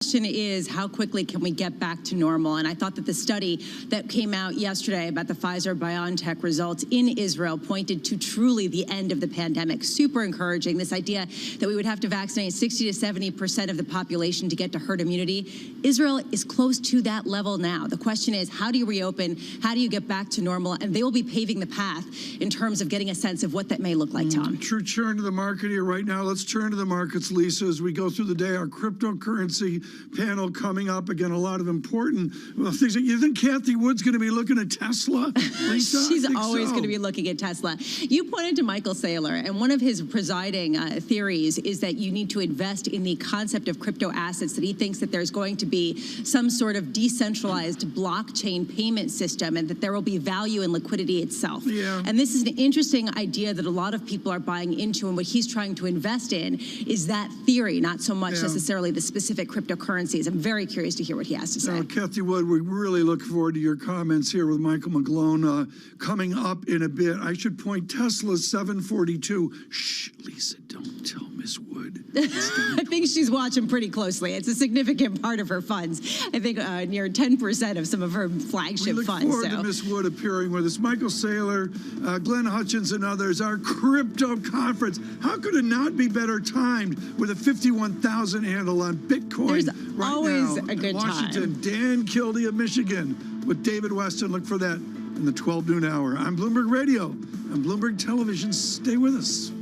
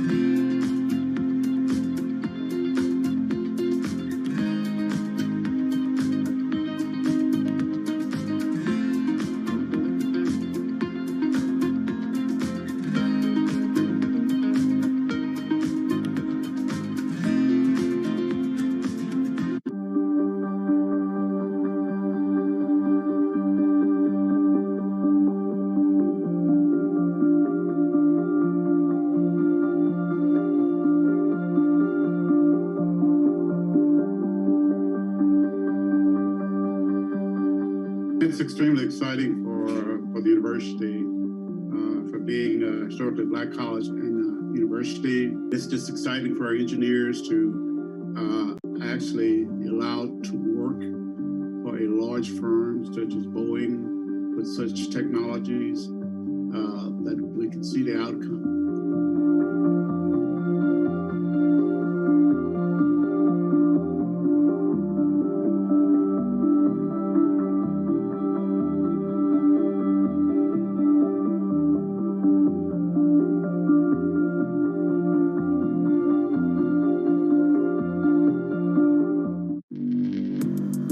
Access the financial world on demand.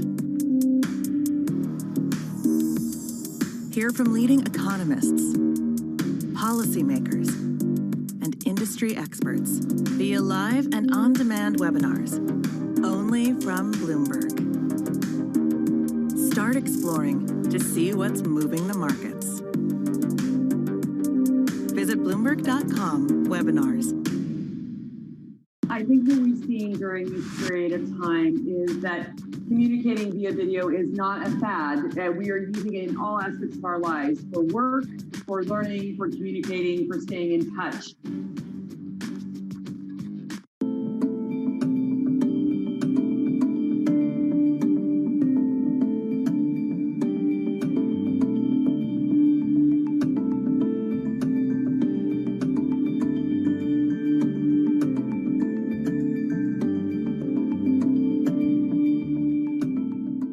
Market that over the past few weeks has made it clear it wants to go higher. It got a little spooked by the idea that geopolitical tensions are rising.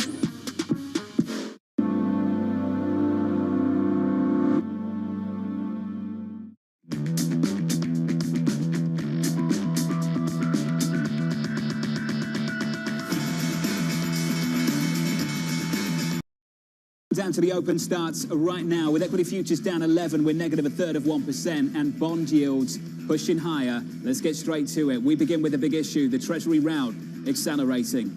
The rise in yields happening everywhere. Speed, I think, is what we need to watch. In the US, it's faster. This sell-off that we've seen in treasuries. Markets are not really used to having higher yields. There's a lot of disconnects in the market right now. What makes it self-limiting is the real rate component. Real yields that are this negative with the economic outlook that we have are unsustainable. The real rate component is what gives me cause for some sort of caution. We're a long way from anything that looks rational. The pain threshold has not been reached. Governments accept that their role is to borrow and spend. Why should investors continue to accept 75 to 100 basis points negative real yields? Central banks view their role is to print money and buy that debt. I mean, the reality is liquidity is abundant. Watch and see where it is that the rise in real yields starts to influence other assets. Are we there yet? Let's bring in the Bloomberg team. Abigail Doolittle, Sarah Ponczek. Morning, Abby. John, this is really pretty incredible. This year's big theme, this sell-off in bonds. And it had really been thought about much last year, but seeming to take everybody by surprise now, with the 10-year yield surging, backing up more than 50 basis points this year, the most since 2013. Back then, of course, it was the Fed. It was the taper tantrum. This year, we have the Fed saying they're all in. So perhaps begging the question, are investors losing some sort of confidence in the Fed? And of course, all of those guests just talking about real yields being super low. Right now, though, the 10-year yield, real yield, is at negative 71 basis points. Its highest at since last November. So there is a backup there as well. This perhaps, this question of confidence, may be causing some of the big bond bulls on the street throwing in the towel. I'm talking about HSBC, Aberdeen, among others, backing off of their bullish bets. You even have the likes of JP Morgan and TD Ameritrade taking profits. As for the forecast for the 10-year yield, the street is very much on board here, whether they what they think of the Fed or not. Because if we go into the Bloomberg terminal, we are going to see that the median forecast for the 10-year yield right now at 1.5%, just a bit above the 10-year yield, actually at 1.44%. It's really pretty incredible, John, forecasting that this move higher, this backup in rates, may just keep continuing, John. Abby, thank you. Up 7 basis points on a 10-year to 145, on 30s to about 230. Sarah Ponczek, the central bank chair here in the United States, Mr. Powell, says it's a statement of confidence. Others don't think so. They don't. Very different messaging from Jay Powell here in the U.S. from the Federal Reserve to other central banks around the globe. And part of the reason for that is the fact that the sell-off in bonds that we are seeing in the U.S. is leading the global bond sell-off that we are seeing elsewhere. For example, you mentioned Powell saying a statement of confidence. To name a few others, ECB's Christine Lagarde said Monday that she and colleagues are closely monitoring yields. Meanwhile, the Bank of Korea warned that it'll intervene in the market should rates keep rising. The RBA already resumed bond buying, so very different messaging. Yet, you look at where benchmark rates do stand currently, and we see very, very low rates across the world. Rates really at rock bottom. You have negative rates in Europe, negative rates in Japan, then very close to zero in the US, Canada, Australia, the RBA, in the UK, for example, with the BOE. So very different messaging, but really across the globe, low interest rates stand with central bank policy. However, if you look at metrics of financial conditions are, yes, still very, very easy. As we heard from many of those guests in that package, real yields are still deeply negative. But at the same time, if you look at metrics of financial conditions around the world, in the UK, in the EU, in the US, we have seen a slow creeping higher. However, central banks have already said that they want to make sure that rates or policy still remains very, very accommodative. So the question is, with rates already set so low, if we do see financial conditions start to rise for other reasons, well then, what comes next, John? This is the issue right now. Sarah Ponce, thank you very much. One central bank's statement of confidence is another central bank's undue tightening. Take a listen to what Francis Donald of Manulife had to say this morning. I watched every minute of Powell speak in the last couple of days. I learned nothing new, and yet overnight, a huge amount of information. Australia, who tried to expand purchases and saw yields rise pretty aggressively in response. It includes the ECB coming out and saying we're uncomfortable with this. The Bank of Canada with 2 speeches this week trying to imply that they're more nervous than the yield market suggests. These are all central bankers who worry that the financial conditions are now hurting the economy. Worried, and that verbal intervention isn't working. The Australian 10-year up by about 11 or 12 basis points. You've seen the picture across Europe. Bond yields rising there too. So when does it stop? This is what Kathy Jones at Charles Schwab has to say. Quote, the sell-off at the long end will likely continue until it has a negative impact on risk assets or the outlook changes. We still see the next target for 10-year yields in the 1.6 region. Kathy, let's talk about it a little bit more. And let's start with this. I have read so much this morning about inflation worries, yet over the last week, this is about real yields. It's about growth hopes in this market right now, not inflation worries. Can you run me through the distinction and why it's important? I think it's a distinction that is illustrated by that rise in real yields you were talking about, or the less negative real yields. The market is looking at the vaccine rollout. They're looking at the potential for big fiscal stimulus coming, the gradual improvement in the economic numbers. It's basically exceeded most expectations for the first couple of months of the year. And they're saying, you know, growth is going to pick up a little bit faster than what we had anticipated, and yields need to adjust. So it's not particularly disturbing. I think if you want to worry about inflation, it's probably a 2 to 5 year worry, which I think is realistic. But in the near term, it's really about growth picking up and yields normalizing. See that in the equity market. The banks are up 21% year to date. The energy sector is up 31% year to date. There are parts of this market that are still doing well. So when it comes to risk assets, credit, supply, the primary market, Kathy, as you look at things right now, are things still loose? Are companies still coming to market getting low borrowing costs? Yeah, absolutely. I mean, we're starting to see some companies that were trying to be opportunistic kind of pull back a little bit and say, well, you know, we missed the last 50 basis points, so maybe we'll wait in terms of issuing more debt. But there's certainly, you know, credit spreads are really tight.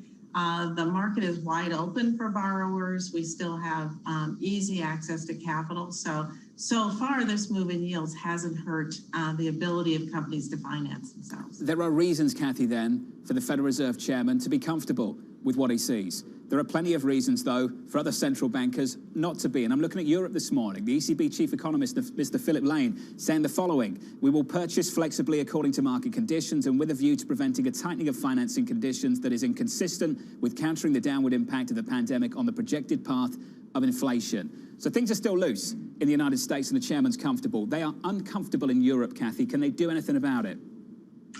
Well, I mean, I suppose they could pick up their bond buying and, you know, make a few changes around the edges. What they haven't done is embrace a big fiscal package again, the way the U.S. is. And I think that's kind of a big driver here for the U.S. is we've got this big fiscal package coming, this big shift in both monetary and fiscal policy happening at the same time. It's been more hesitant in Europe, and I think that that's a big part of it. They've also been behind in the vaccine rollout. I mean, what they can really do is get the vaccine rollout going faster. That would definitely lift the growth expectations there, and that would imply that financial conditions could ease because you have a stronger growth trajectory. So, Kathy, I mentioned this once this morning already, and I think it is important. The chairman of the Federal Reserve acted like the central bank to the United States, and most people would say that's his job. At times, though, the chairman of the Federal Reserve has acted like the central banker to the world. When do you think the complaints from Europe, from Australia, from elsewhere start to resonate with this Fed? Oh, not anytime soon. You can just see the determination in the comments and the even face of Fed Chair Powell. I mean, they are going to stay easy until they see the employment picture improve, and that's the key metric for them. So I don't really see anything that will change policy drastically or change the Fed unless we see conditions in the U.S. change. But right now, a weaker dollar and a steeper yield curve all are actually helping the global economy. And the improvement in the economic outlook here is positive for the global economy. So there's only so much complaining that they can deal with if what they're doing is actually setting the stage for stronger economic growth around the world. Kathy, stick with us because we'll continue this conversation. Kathy Jones there of Charles Schwab. Using the word employment, and we need to revisit this because it's so important. Typically, we talk about unemployment. Now we're talking about employment. Why does it matter? Because for the Federal Reserve right now, the official unemployment rate understates how bad things are. And for the Federal Reserve right now, the number is 10 million. 10 million fewer people employed now versus 1 year ago. And that's what they want to do something about. Governor Brainerd in the last 24 hours wrote a brilliant speech on this. The Fed of years gone by used to come in early, worried that unemployment going too low would stoke inflation. They learned their lesson. They've been conditioned by that experience and they're not willing to do it again. More on that a little bit later. From New York, equity futures rolling over. The NASDAQ with some weight on the tape, down 128 and off by 1%. With your movers at the market desk, here's Abby. John, let's start out with those tech movers because that really is where the pain trade is once again, because as rates rise, it really calls into question the valuation of these big cap tech names. Apple, Microsoft, Amazon, Tesla, all down sharply, weighing on that tech heavy index. Really this repricing of risk causing quivers for last year's big winning trade. Interesting though is speculation is back on for the Reddit stocks. I'm talking about GameStop, AMC, Costcorp. These stocks are absolutely flying, no reason. A lot of times with these waves of speculation, you see this after the sell-off as some are able to try to make themselves whole, but generally just lots of big moves and speculation again happening there for those meme stocks. The big trade though, John, we've been talking about it all year, the banks. Take a look at the rally that we have for JP Morgan, Bank of America, Goldman Sachs, Wells Fargo. As you know, the financials, as you said yesterday, an all-time high. That KBW Bank Index, an all-time high from the March low last year, John. It's incredible, up 116%, really matching this huge rise in yields that we have going on. Just unreal, and really looking forward to the conversation with Bank of America and Savita Subramaniam a little bit later this hour. Coming up next, though, from the Reddit revolution to the Reddit revival, the so-called meme stocks surging once again. That conversation coming up with Kathy Jones and Mike Schumacher of Wells Fargo. From New York City this morning, good morning. 19 minutes away from the opening bell in New York, with equity futures down 16, off by 0.4%. Your attention, no doubt, on the bond market. Yields are higher. Twos out to 30s, up by about 8 basis points. Call it 7 on a 10-year to 145. On 30s, up 5 to 228. This is Bloomberg.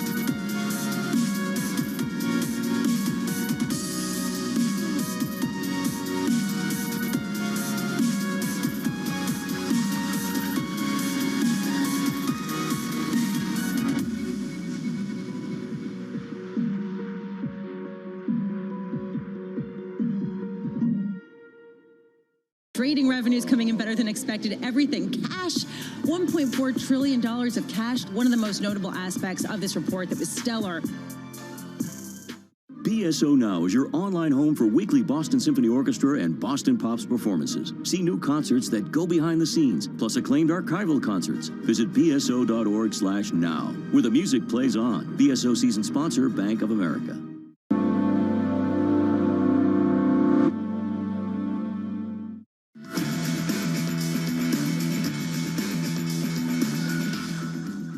We have a broad framework for financial stability, one of the four pillars of which is asset prices. And there are some asset prices that are elevated by some measures, yes. From moderate to somewhat elevated, Fed Chair Jay Powell delivering a slightly adjusted assessment of asset prices from the one he gave just last month. This coming amid rising bubble concerns with SPACs flourishing and the retail trading boom sending so-called meme stocks surging once again. On the story, here's Bloomberg's Katie Lyons. Hey, Kaylee. Hey, John. Yeah, Powell was also very reluctant to define a bubble, and I'm wondering if a bubble is becoming one of those things where you don't want to define it, but you know it when you see it. And where a lot of people are seeing it, it is in those meme stocks. Just when you thought Reddit traders had their day in the sun and they were done, they come roaring back to show that they are still a force in this market. GameStop, the OG poster child for that Reddit trade phenomenon, doubled in yesterday's session and is up another 85% in pre-market trading. Why? Well, you could blame the company's CFO leading a cryptic tweet of an ice cream cone from Ryan Cohn on Twitter. Whatever it was, it sent Wall Street bets buzzing again, and it really is a phenomenon spreading to some of the other original stocks like AMC, Cost, Express, all up in the pre-market trading costs by 92% at this point. So here we go again, John. Of course, this volatility is nothing new to us. Just looking at GameStop, the shares have traded to the up or downside by 25% or more in 11 sessions so far in 2021. That is a third, basically, of all of the trading sessions that we have seen this year. Though we know those swings always haven't been to the moon, there have been some deeply to the downside as well. The stock hit an intraday peak of $483 a few weeks ago. It's trading around $166 in the pre-market this morning. Now, GameStop, we know, was driven to those original heights in part due to a massive short squeeze. The high short interest was why many on Reddit targeted it and some of those other stocks. Short interest on GameStop at one point represented 140% of float. Now it is much lower, about 30.6%, though that is still high relative to the norm. And my question, John, is as we look at this broader market, which is really struggling with the valuation question, with yields moving higher, specifically on the longer end of the curve, that's what's weighing on the likes of big tech. I'm looking at GameStop with a forward PE multiple of 122, trading at 122 times forward earnings. Clearly, though, retail traders paying no mind to that fundamental story, not really caring about what's going on in the bond market, John. Kelly Lyons, thank you. On top of the story on GameStop, a $6 billion stock as of yesterday is not going to move the dial for the Federal Reserve. And I would assume it was lazy to sit here and use this as a data point to carry on beating up the Fed as well. There's much more going on here than meets the eye. Joining us now is Mike Schumacher of Wells Fargo, Kathy Jones of Charles Schwab, both of them joining with us to discuss financial stability. Now, Mike, I don't want to just sit on GameStop and use that as one example. That's ridiculous. I do want your view, though, on the path forward. We can go through the GDP estimates for this year. They're being upgraded. The Federal Reserve hasn't changed its message. That by itself, according to the likes of Neil Dudler and Renaissance Macro, is some kind of passive easing. If everything around you stays the same and you stay the same, you haven't moved. But if you stay the same and everything around you changes, you have. Mike Schumacher, do you think there is a financial stability risk? Not much. No, frankly, John, it's interesting out there. A lot of people fret about the Fed being a little bit off base on policy. Not too many people, as far as I can tell, are terribly concerned the Fed is going to be late when it comes to a systemic or a stability issue. The Fed has stepped in numerous times in the last couple of years, from the repo episode in 2019 to any number of programs last year. I'm not worried about that at all. You agree with that, Kathy? Yeah, I think that if there is some sort of urgency in the markets or some sort of problem in the markets, the Fed would react to it pretty quickly. So I would agree with that. They seem determined to focus on the labour market, Mike, and Kathy and I were having this conversation briefly in a previous segment. The focus now is employment and not unemployment. How important is that, Mike? It's critically important to the Fed, John, and it's interesting. That seems to be one of the major takeaways from the aftermath of the financial crisis, is that the labor market didn't recover as quickly as the Fed might have liked. So I think the intent this time is to stay easy, accommodative, whatever you want to call it, for a fairly lengthy period, try to spur employment. growth pretty rapidly. So it seems very, very important to the Fed. The number we keep hearing, Mike, is 10 million. 10 million fewer people employed now versus 12 months ago. Given where growth expectations are this year, and I'll pick out one, the likes of Morgan Stanley, Ellen Zentner looking for 6.5% real GDP growth this year, 5% next year. Do you think that gets it done? Can we recover that 10 million? Not at a 6, 6.5, 7 kind of number, John. You probably need something more like 10, which is unlikely, but maybe not impossible. So I suspect the recovery is more of a full recovery, that is, in the labor market, more of a 2022 event than 2021. So the Fed's going nowhere, and Kathy, on a 2-year, just looking through the curve this morning, 2s out to 30s, the 8 basis point move on 10s will get your attention. But for anyone who follows the bond market closely enough, you might think the 3 basis point move on 2s is slightly unusual, Kathy, given that the Fed's not set to go anywhere. So what are we doing even with that very small move back up to 16 basis points? Well, I think there's a notion that's starting to grow, which is not unreasonable, that the Fed may actually be forced into tightening sooner than they're projecting right now. Now, it's just a tiny bet that's being placed right now, but the idea being that, instead of 2023, maybe it's second half of 2022 when the Fed starts to nudge rates up, and you'll start to see that in the belly of the curve. But it's not going to move a lot, this year, I don't think. It's really going to take some time before you see short rates start to move up, because the Fed is firmly in place for at least a year, year and a half here. So, Kathy, what's odd about this is that we're expecting yields at the front end to go the other way, and Mike, largely because of the demand-supply imbalance at the front end. So how do you think the Fed will be viewing what's taking place right now this morning? And granted, I know it's a small move, but it's a move in the wrong direction. Yeah, I don't think they're going to be too worried about this move right now. I think they've been pretty clear on their messaging. It need to be more significant, and then they have this whole imbalance going into the debt ceiling issue where they're worried about short rates moving too low. So they're probably trying to finesse this to keep things as stable as they can in that 0 to 2 year area. But I don't think they're going to overreact to small moves at this stage of the game. Does that resonate with you, Mike? Yeah, for the front end, John, I think that makes a lot of sense. The Fed would like to see yields creep up a little bit, not a lot, and it's a tough message to get across. Now, the Fed also has the tool of interest on excess reserves, which it can pull out pretty much whenever it wants. So it's got that to fall back on if the front end really becomes unglued. But for now, I suspect the Fed is fine. Mike, let's finish on this. Through the belly and out to the long end, what you're looking for through the year ahead, through 21. Yeah, I love the discussion on real yields, and it's been phenomenal to see the move over the last month. So we think that reals continue to rise, John, maybe not as parabolically as they have over the last month, but let's say fast forward toward the end of the year, 10-year real yield today in round numbers minus 70 in the U.S. Maybe that gets to something like minus 40.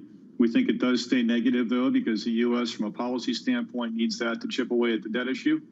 And with respect to inflation expectations, they probably increase modestly. So put those together, we're still